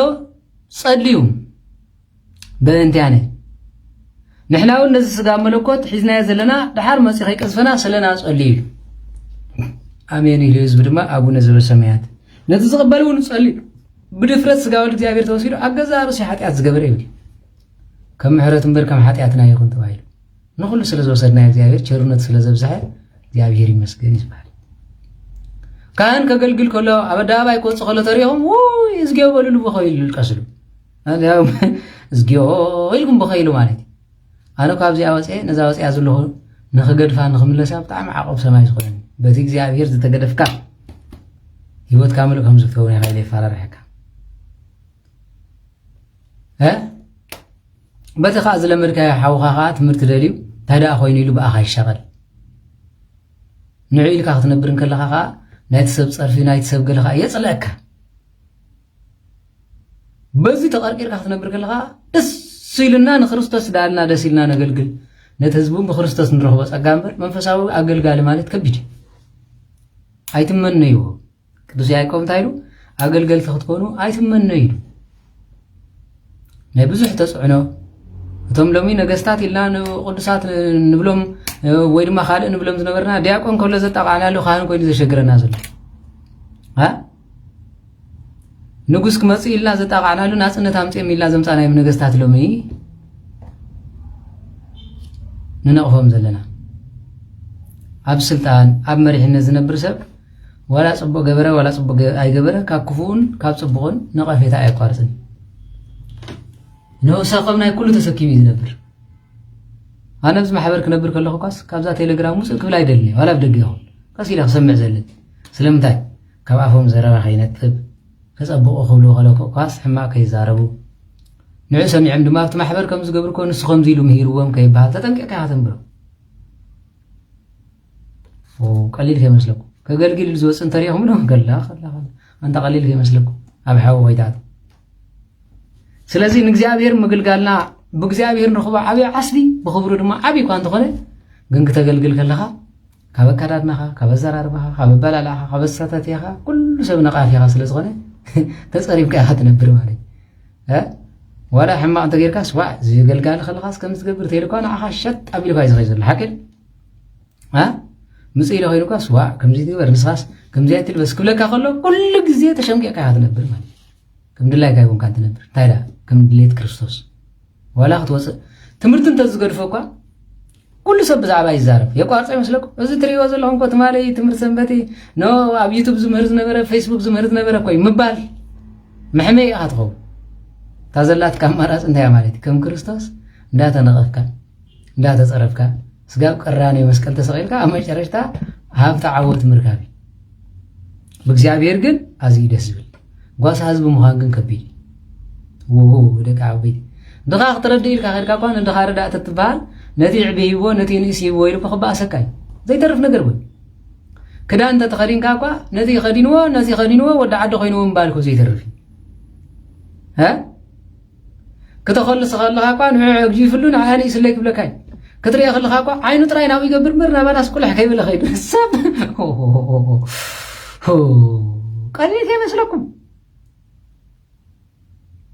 قليل كي مسلكم الراقصو تراي كواس كتحلف كل خانتي سلامك أجزانا بس يحكوا خير جزانا خير كوه لك خير كنا عقل قال يتسخون سين كلهم مع رجال زي رقص أمي زبلة كامبري أجات أمريو وتهاوي خلي تفلتوا زمسكر ليلن أيد اللي خاين دامبر كيري لك سلامي لكم خاد خباريا خلك أي حكر أي بلن هو سام كبيري كتقول قلو هتقول أنا نبيت كريستيان كيركا بقى تمرت سنبت دو زمار زي كونكو هاي تاكد زكا مزمر سمي قاعد يتمس أجزا خانمين خانا عملا طريقة زمر زي تبعد له هو سباق وانجيل ناس سباق كخلوك أريتن أنت سبوق كيركا أدا قليل لك سلازي كم زب مبال ترايسي معاد كان كله أي تقدسني لو متو هاي لو مزبلال واي تمسك صلاتي غير خمسة أجير كوي خير زوليلن سلازي أقل قال مخان قليل يمسلكم كم تنسخم تنقفنا هذا لهم أبز بيتات تزلون إحنا هارقف معلنا لكم مالك قومي قلنا تزل غاية فتوى عملا خين دي زقل قلب زلون سبك يكون كن نسخم فتقومنا أي فتقومنا يكون كن أبز مسيح نتهياون قدسن زخونه እግዚአብሔር አምላክ አና ወላ ኃጢአተኛ ተቆንካ ታቆንዕ መንገድ ድኽመረኩም ታቆንዕና ኽመረኩም ዳንበር ናይት መስሊለ ኮንኩም ዝለኩም ንክርስቶስ መሲልና አንከይድ አነውን ንክርስቶስ መሲለ ዝብለሉ መንገዲ ገና ስለ ዝኾነ ከምቱ ተነቅፉነ ከዕረይ ዝደሊ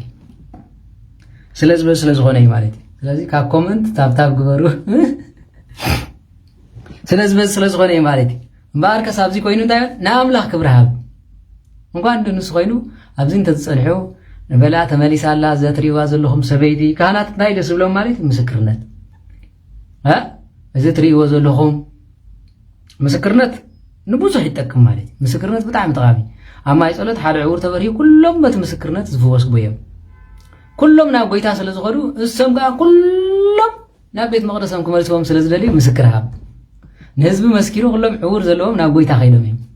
كلهم صمامات حزمهم كده مفواس تجميري نسهم دما نوع بعوره منبرو 50 منبري لهم كفردهم تمالا عين سور كله نخبر እግዚአብሔር አምላክ ሀብማ አይነኻ ክትበሪኻ ዘይበልዎ ካህናት ንዓታ ዋላ ንሰሊሆም ክንወስደካ ኢሎም ዘይፈልጡ ካህናት አቶም ሰባት ህዝቢ ንዓኹም ጸሎት ተሰምዐኩም ጸሊ ኢሎም ዘይፈልጡ ካህናት ሎሚ ግን አይን ምስበራ አይነኹም ቅርወደሊ ተመልከቱ ካህን ኮይኑም ከምዚ ኢሎም ካካን ዘይ ጽበይ ዘረባ ጽበይ ይጸንሐካኒ ተመልከቱ እንታይ ዝብል ቃሊና ንረኸ ማለት ክብራ አምላክ ሃብ ክርስቶስ መሲሕ ኣይኮነን ኢልካ ንዓመስክር ካልኣይ ፀውዖም ሽዕነት ዕውር ዝነበረ ሰብኣይ ካልኣይ ፀውዖም ሓቂ ብምዝራብ ንኣምላክ ክብራ ሃብ ንሕና እዚ ሰብኣይ እዚ ሓጥእ ከም ዝኾነ ኢና ንፈልጥ ዳው ንባዕሎም ፈላጣት ኢና ምባሎም ካብዚ ዝኾነ ሰብ ተዝወፅእ ኣነ ኮየብቲ ማሕበር ነይረ ካባይ ንላዕልን ኢፍሬም ዘይፈልጦ የለን ክብለኩም ኽእል أبي يكون رخيبنا هون ده صوبو غيره نسكو ترى هيكون نابزي نايس وران تاريخ كنبرون كلهم تايمزول ولا حد سكو استقبل يمر من زفلت يلن زيادر زغلص ليلن زبلكو سري سميما صوبو صقبه يلن كم تفردو يهون بمنتاهم مفريتكم ማለት ተመረኽ ተኸበኩም ከለኹስ በላ ከመይላ ከም ዝመጸስታ ይሁን ፈሊጥኩም ኢለኩም ተዘይጎንስ በምንታይሁን ታም صقبه يملون ولا هو يهون ይገርም ማለት ናይ ወድ ሰብ ፍርድ እዚ ይባል ስለዚህ ኮማ አይኮነን መንፈሳው ሰብ በማንም አይምርመርን ዝብሎ ቃል እዚ ቀጽሉ እንታይ ዝብል ማለት ነው ንሕና ንፈልጠይና ኃጢአተኛ ምዃን ኢና ንፈልጥ እሞ እግዚአብሔር ክብሪ ሃብ በልዎ ንሱ ድማ መሊሱ ኣነስ ሓጥእ ከም ዝኾነ ይፈልጥን ዕውር ከም ዝነበርኩ ሕጂ እሪ ከም ዘለኹ እዛ ሓንቲ ነገር እዚኣ ጥራይ ዝፈልጥ ኢሉ ኣነ ዕውር ነይረ ኃጢአተኛ ይኹን ጻድቕ ይኹን ኣነ انه عور نيره زبرهن زي زفلت حاتياتኛ ተዝኸውን አይን ዕውር ከብርህ አይከልን ለማ አይንኩም ተትበርህን ይርኩም ብዙሕ ከም ተትብሉ እዚ ጠንቋላ ይምበልኹም ከመይ ይበሉ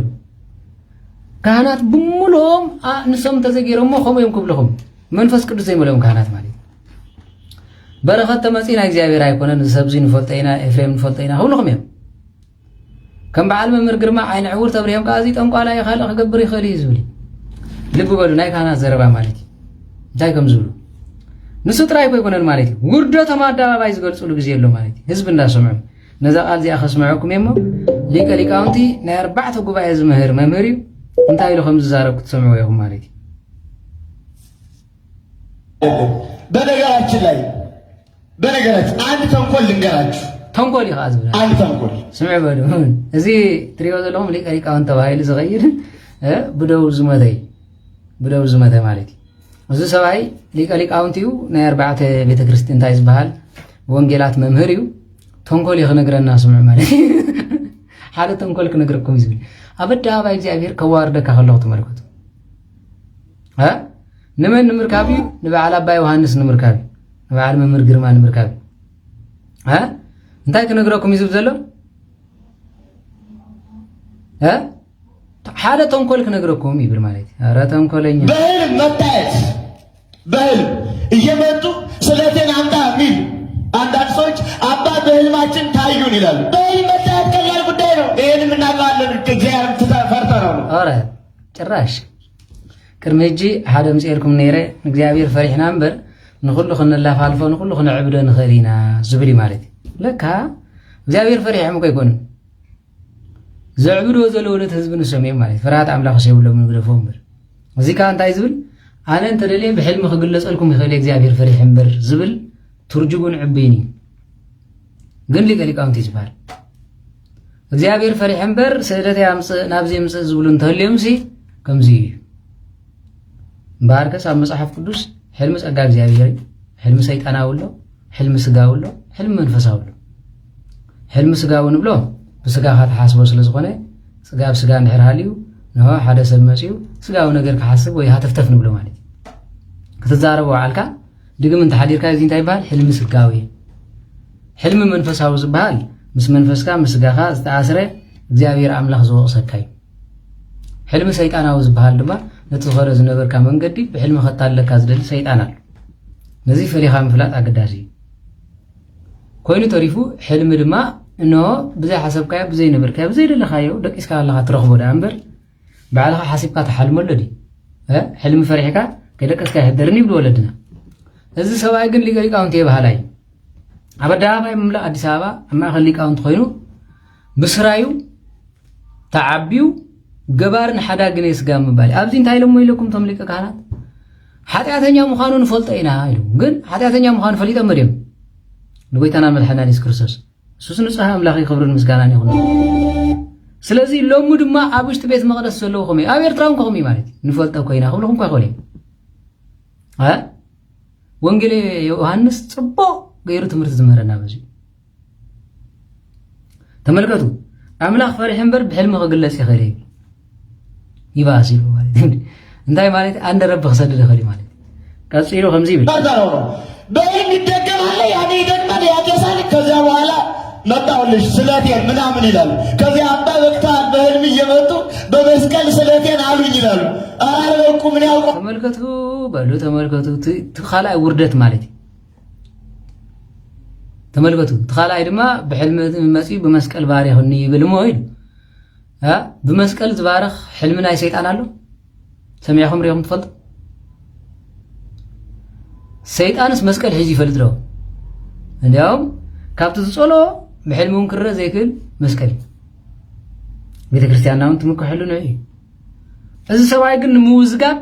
ንህዝቢ ልቦኑ ንምሻጥ ነቲ ዝዓወረ ኸይበርህ ነቲ ዝሓንከሰ ኸይረትዕ ነቲ ዝወደቐ ኸይትስእ ዝጥቀመሉ መይላይ እንድሕር ሰይጣን بحلمي مسكال حزي زغلص كوينو نسون تاغبر مسكال حزي مسالو مسكال لا انتي ترغمو مالي لب بلو سلازي امبار غويتا زملسو ملسي دحراي كنرينا كمزي زمسلو موتاتا وشت بيت كريستيان كهناتينا زولو ليقاونتينا زولو خردوكم አለው السبايزي زارو زلون مخانو خ بيت كريستيان غدلي كوموتايون تكل ሃይማኖት መስቀል ሒዘም ተመጽየም ኹም ጽባሕውን ሰይጣን የምክትብ ለውም ይሁን ማለት ተመልከቱ ስለዚህ ወለድና በሕልሚ ቀሽ እንድሕር ተገሊጽልካ ሰይጣን ይብልዮም ሓቀድ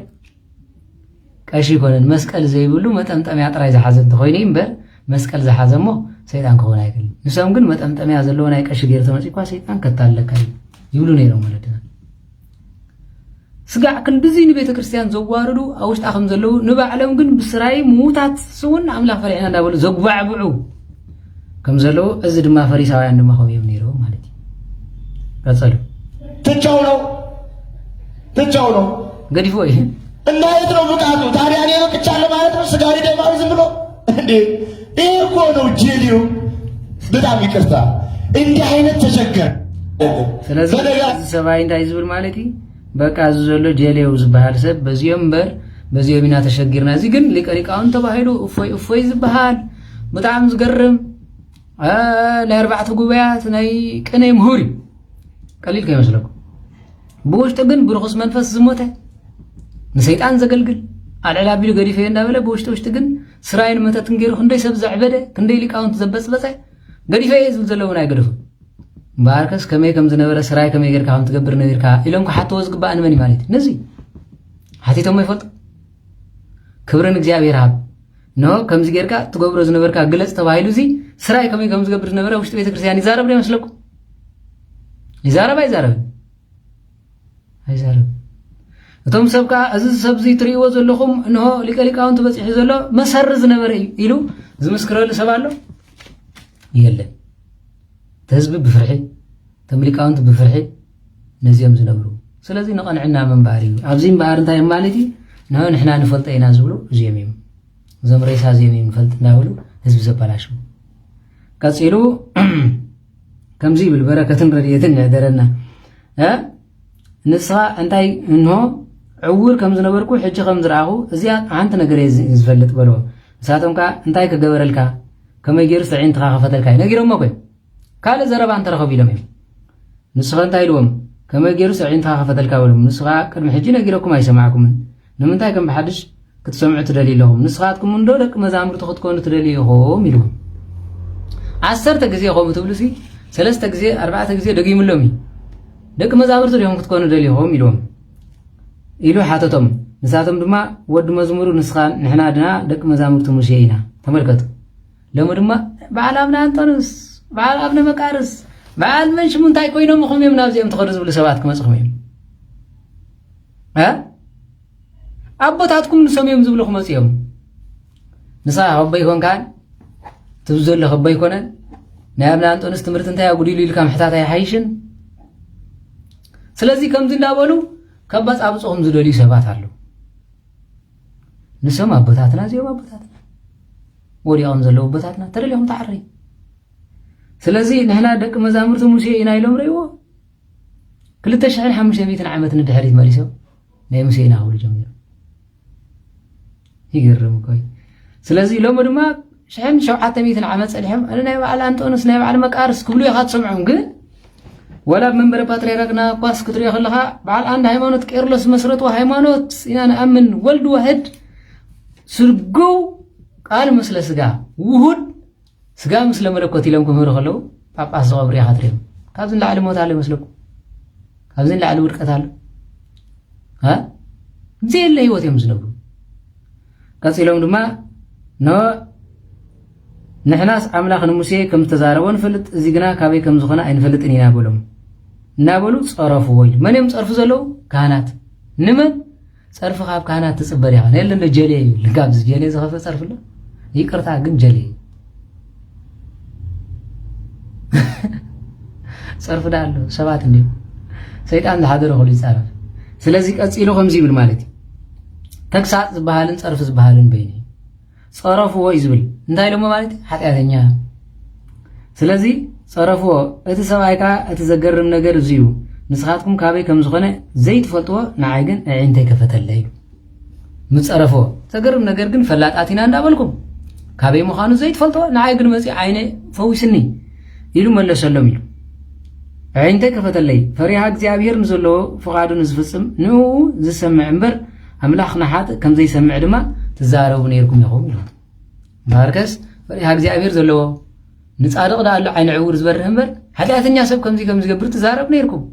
ኣይንፈልጠን ኢልኩም ዘይፈልጠኻ ንዓይ ፈዊስለ ኢሉ ካብዚ ዓቢ ቃላት ኣሎ ርእሶሙ ቀጥ ኣቢሉ ንመን ንሊቃነ ካህናት ንበዓል ቀያፋ ንበዓል ሃና ሰዱቃውያን ጸሓፍቲ ፈሪሳውያን ስድሮ ከንታይ ይብላ ኣታ ግደፍ ከየውግሱኻ እዮም ክብሉ ሓቂ ዶ ግርም ኮይ። ስለዚ ዓለም ካብ ዝፍጠር ጀሚሩ ብዕውሩ ዝተወልደ ሰብ ኣዒንቱ ዝተኸፍተሉ ዝበሃል ኮቶ ኣይተሰምዐን እዩ። ቁፅሪ 33 ማለት 32 እዚ ሰብዚ ግን ካብ ኣምላኽ እንተዘይከውን ድማ ገለ ክገብር እኳ ኣይምተኻእሎን ነይሩ እናበለ መሊሱ መለሰሎም ሰብዚ ካብ እግዚአብሔር ተዘይከውን ገለ ክገብር ኣይምተኻእሎን ነይሩ ንስኻትኩም ካብ ኣምላኽ ኢና ትብሉ ኣለኹም ደቂ ሙሴ ኢና ትብሉ ኣለኹም ስለምንታይ ዓይኒ ዕውር ኣይብራህኩምን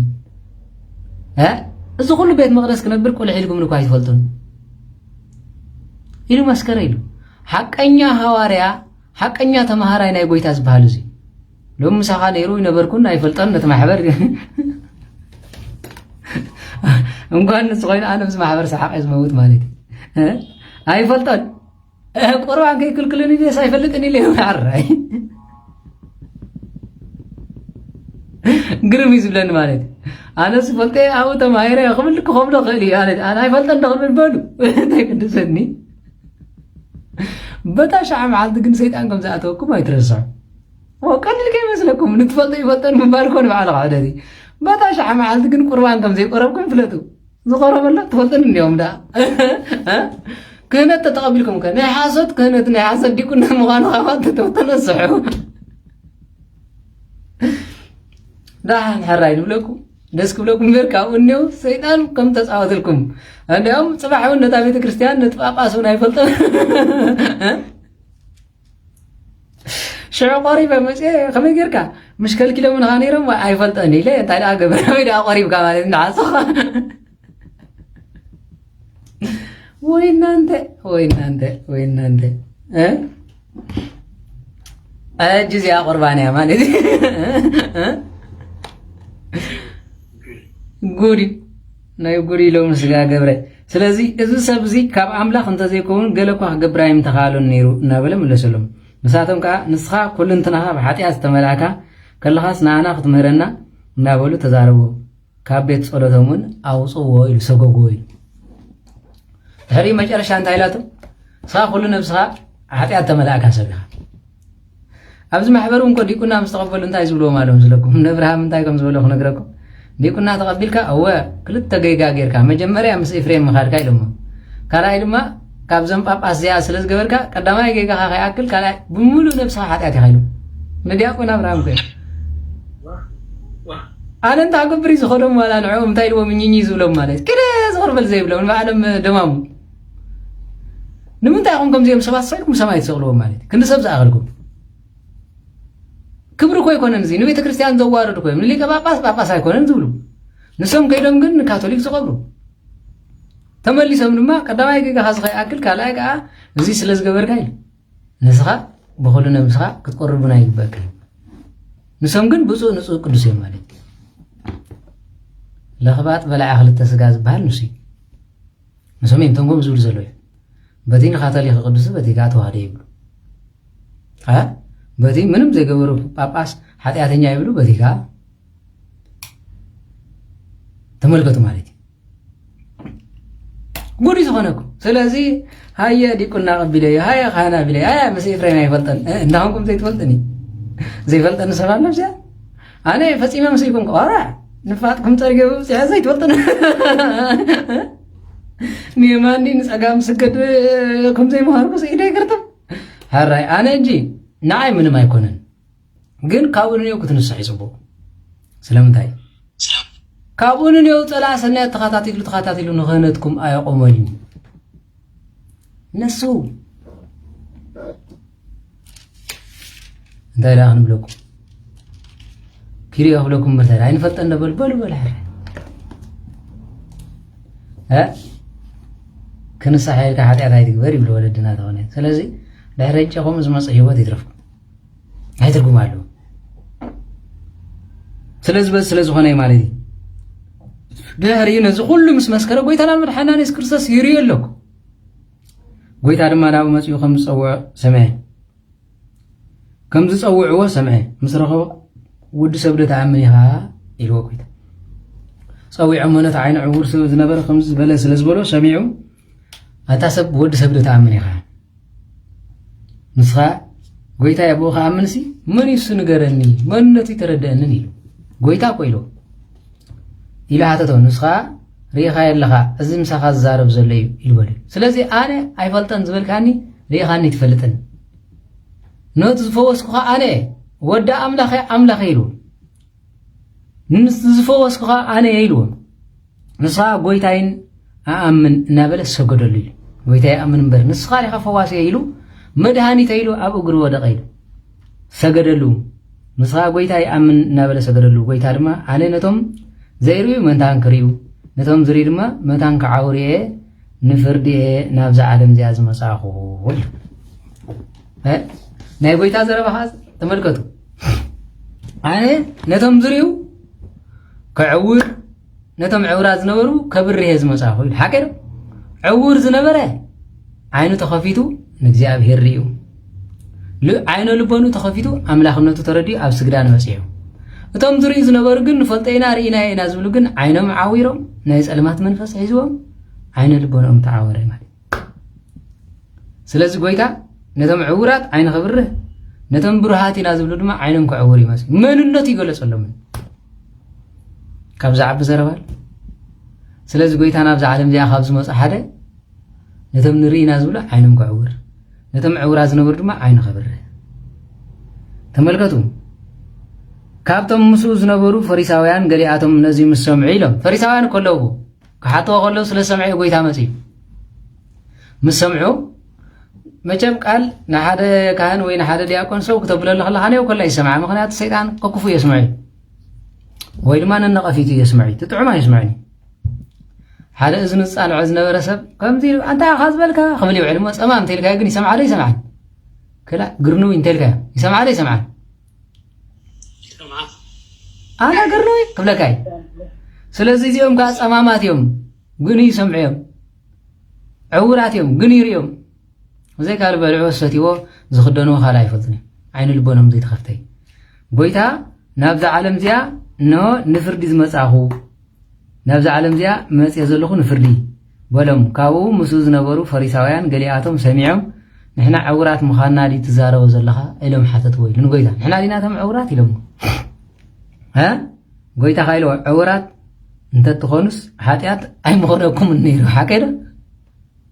ዕውራት ተዝኾኑ ነይሩ ሓጢኣት ኣይምነበረምን ሓቀዶ ሓቀዶ ላ ተጋኒ ዕውራት ተዝኾኑማ ሓጢኣት ኣይምኾነን ምክንያቱ ዕውር ዝነበረ ጸዲቑስ ሰጊዱስ ጎይታይን ኣምላኸይና ምባል በፂሑ እዩ ስለዚ ዕውራት እትኾኑ ነይርኩም ሓጢኣት ኣይምኾነኩም ጸማማት እትኾኑ ሓጢኣት ምኾነኩም ትሰምዕዎ ዘለኹም ኣይምኾኑ ሰኣን ምስማዕኩም ሓለፈኩም ዕውራት እትኾኑስ ሰኣን ምርኣይኩም እግዚአብሔር ኣይመሓተተኩምን ኢሉ እዚ ኩሉ ትርእይዎን ትሰምዕዎን ዘለኹም ጽባሕ ኣይሕተተኩምን ትብሉ እንዳረኣየ ኣይፈልጠን ዝብል እንዳሰምዐ ኣይሰማዕኹን ዝብል መሊ ብዘይብኡ እዝኒ ለዘበን ፎደራ ዝኣተው ስለ ዝኾነ ንዓይ ዲኻ ዝብል ይበዝሕ ሓቀዶ ትርእየን እንደለኻ ዝብል ይበዝሕ እንታይ ኢሉ ዝበሃል ጸሎተኛ ኣብ ሰማይ ትነብር ኣቦና ኣይንፈልጠካ ኣይትፈልጠና ኢሉ ይበሃል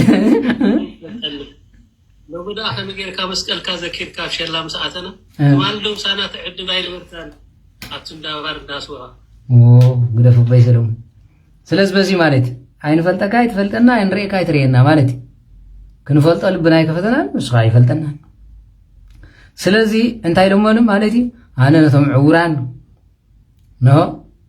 كسأل نتم عوران كبره نتم نري نازل بدما عينهم كعوري مسيه እግዚአብሔር ዝወለ ቃል ሸዋሂዳ እንታይ ማለት ዕውራን ምዃንና ንሕና ማለት ኩሉ ኸለው ዕውራት ተትኾኑ ነርኩም ሓጢአት ኣይመሃለወኩም ዕውር ሰኣን ምራዩ ሓጢአት ቁፀረሉ ይገልኒ ጸማም ሰኣን ምስምዑ ሓጢአት ኣይቁፀረሉኒ ሓገዶ ትሽግር ዘሎ ግን እንዳራዩ ከም ዘይራዩ እንዳሰምዑ ከም ዘይሰምዑ ዝኾኑ እዚኦም ወይሎኦም ዝብል መጽሓፍ ቅዱስ ኣብኦም በጽሑ ማለት ጎይታናን መልሓና ኢየሱስ ክርስቶስ እንዳራእይዎ ነቲ ዕውር በርሂ እንዳራእይዎ ንስኻ ወዲ ሓጢአት ኢኻ ክብልዎ ከሎ ካብ ዝኸፍእ ኣሎ ካብ ዝኸፍእ ዕውረት ኣሎ ሽዑ ጎይታ እንታይ ኢልዎ ማለት ዕውራን ተትኾኑ ነርኩም ሓጢአት ኣይምኾነኩምን ነይሩ ሕጂ ግና ንርኢና ትብሉ ኣለኹም ስለዚ ሓጢአትኩም ኣባኻትኩም ይነብር ኣሎ ስለዚ እንዳረኣኹም ሓጢአተኛታት ምዃንኩም ኣሚንኩም ኣለኹም ማለት እዩ ስለዚ እንዳረኣኻ ካብ ምዕዋር እንዳሰማዕካ ካብ ምጽማም ከድካ ኣይከድኩም ካብ ምባል ይሰውርኩም ይሰውረና ስለዚ በዚ ወላ ሓደ ጊዜ እኮ ወላ ምሳኻ ዓብይ ከለኮ ኖ ካልእ ስም ከውፀልካ ዝደሊ ከሎ ካልእ ስም ማለት እዩ ካልእ ስም ዘይናትካ ስም ዘይንስኻ ከም ስለካ ዝደሊ ሰብ ኣለዎ ምሳይ ክመሃር ከሎ ገለመለ ንሱ ጥራይ ኣይኮነ ማለት ትፈልጠ ሕጂ ዋላ ኣብዚ ኮይኑሲ ብዓይኒ ሓቂ መፂኻስ ወዲ ፀሮና ኮይኑ ንዓይስ ረኺብኒ ዝፈልጥ የለን ብፍላይ ኣብ እስራኤልስ ሳላ ግዜ ይተራኸብናን ሰብ ኣብ ስራሕ ይስውዕል ኣነ እውን ካብ ስራሕ ንገዛ ገዛኻ ኣብዚኣ እየ ዘለኹ እምበር ብዙሕ ዋንዳ ጥምቀት እናመርዓኸ ዋና ኣይገይን ገሊቱ ጥምቀት ይርሳዕ እየ ዋላ ዓርቢ እንተዘይነጊሮምንሲ ይርሳዕ እየ ዋላ ሓዘን ከማንሲ ተዘይነጊሮምን ዋ ሞይቱ ይሞተን ኢለ ስጋብ ክስታይ ዝኸውን ማለት እዩ ሓደ ከም ሕብረተሰብ ቶም ሰብ ከማን ክደዋወሉ ከለዉ ንዓኻ እውን ደው ኢሎም ከምዚ ጋጢምሎ ኣይብልኻን እዮም ዋላ ቶም ቤተሰብ ማለት እዩ ኣብ ፌስቡክ ምስ ረኣኻዮ ግን ዋ ታዚ ሰብ ዳ እንታይ ኮይኑ እንታ ፈሊጥካ ነርካ ተበልካ ሓውኻ ወድኮኻ ወዲ ሓውኻ እዎ እንታ ዳ ዘይነገርካኒ ኣጋጣሚ ረሲዑ ኣይኮነን ነቲ ስምካ ንኽፋ ኣይግደስኒ ንኽብል ዘረባ ከብፅሐልካ ደልዩ እምበር ኣነ ሰብ ተዓዲምኒ ኮይኑ ኣኸቢረ እዩ ዝኸዶ ሓዘንን መርዓ እንተ ኮይኑ ክተርፍ ኣይደልን ግን እቲ ሰብ ኮነ ኢልካ ዝተረፍካ እዩ ዝመስል ማንም ሰብ ግን ንዓይ ነጊሩን ይፈልጥ ሕጂ ኣነ ግን ብዙሕ ዝግደስ ኣይኮንኩን መርዓ እንተ ኮይኑ እንተዘይከይደ እዛ ሚእተይ ዓቂበ ውዕድ እንታይ ዳ ክትብለኒ እያ ተኸይዶ ኸ መርዓ ምስ ገበረ ድሕሪ ሰብ እንተሪአዮ ቃል ኪዳን ይባርኸልካ ኢሉ ይፅሕፈሉ እንታይ ጠቀመለኒ እታ ሚእተይ ከዓ ፅቡቕቲ ክዳን ከዲነያ ወይ ድማ ፅቡቕቲ መግበል እያ ውዕድ እንታይ ዕዳቕ ኣለለና ኣሎ ጥምቀት ተኾነ እውን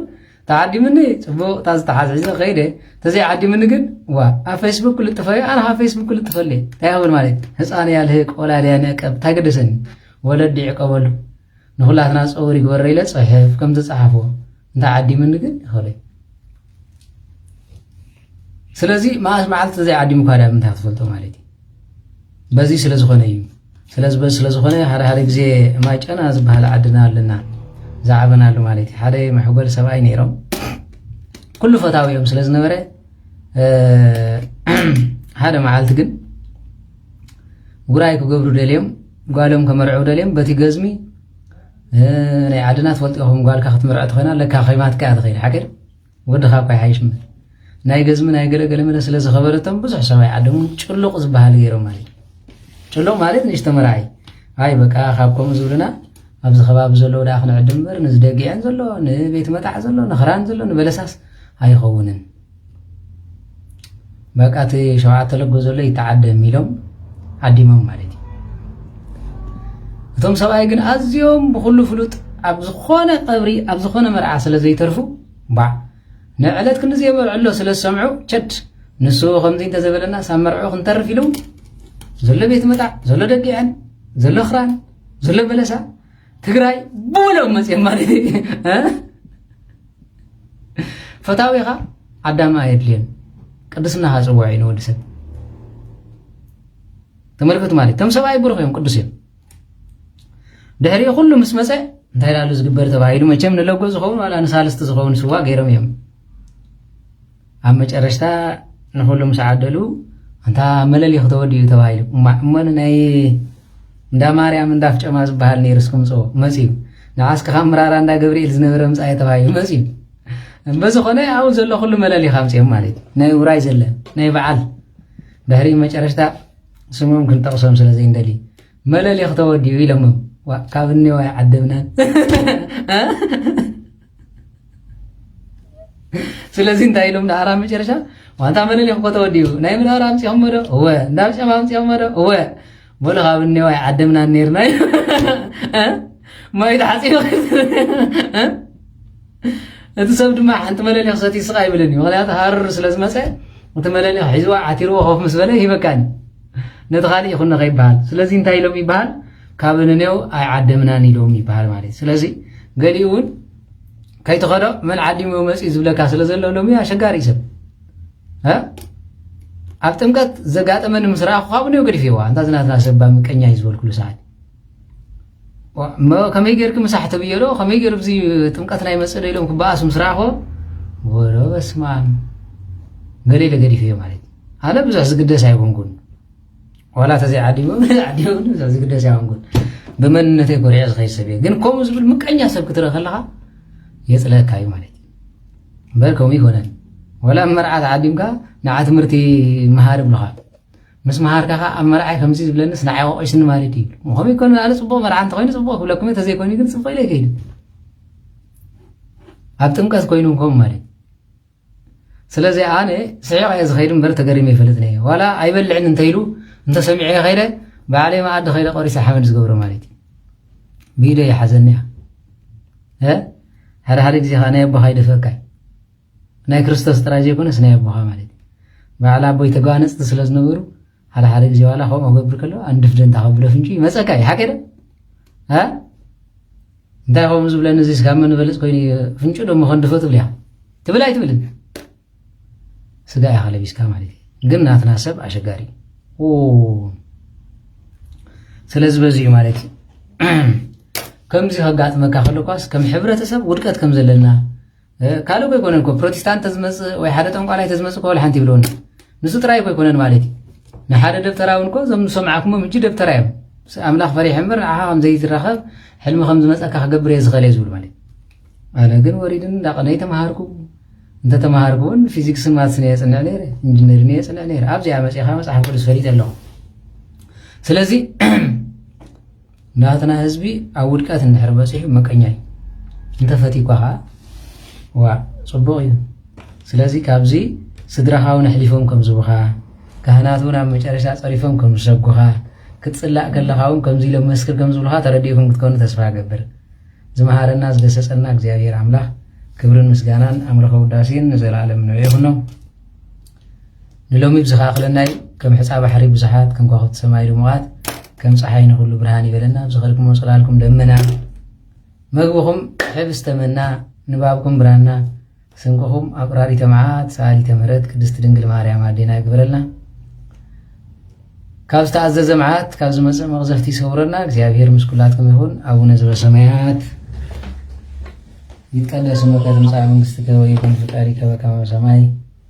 ከማሁ በምድር ሲሳይነ ዝበለጥና ሀበነ የመሄድግ ለና አበሳነ ወጀጋይነ ከመ ንሕነኒ ንሄድግ ለዘአበሰ ለነ ኢታብአነ እግዚኦ ውስተ መልሱት አላ አድኅነነ ወባልሐነን ኩሉ እኩይ እስመ ዘያኬት መንግስት ኃይሉ ስብሐት ለዓለሙ ለዓለም አሜን። በሰላም ቅዱስ ገብርኤል መልአክ ወእግዝእትየ ማርያም ሰላም ለኪ ድንግል በልናቸው ድንግል ወስዳች እመእግዚአብሔር ጸባኦት ሰላም ለኪ ብሩክት አንቲ እምአንስት ወብሩክ ፍሬ ከርሥኪ ተፈሥሒ ፍስሕት እምልዕተ እግዚአብሔር ምስለኪ ሰአሊ ወጸልይ ምህረተ እንዲያን ሀበ ፍቅር ወልድኪ ኢየሱስ ክርስቶስ ከመ ይስረይ ለነ ኃጣውኢነ ተማኅፀነ ብኪ ተማኅፀነ በኪዳንኪ አሜን። ሐራ ዝተረፈና ገድሊ አቡነ ሐራ ድንግል ማለት ካብ ገድሊ ቅዱሳን ክንመሃሮ ዝግባእ ነገር ኣሎ ማለት እዩ።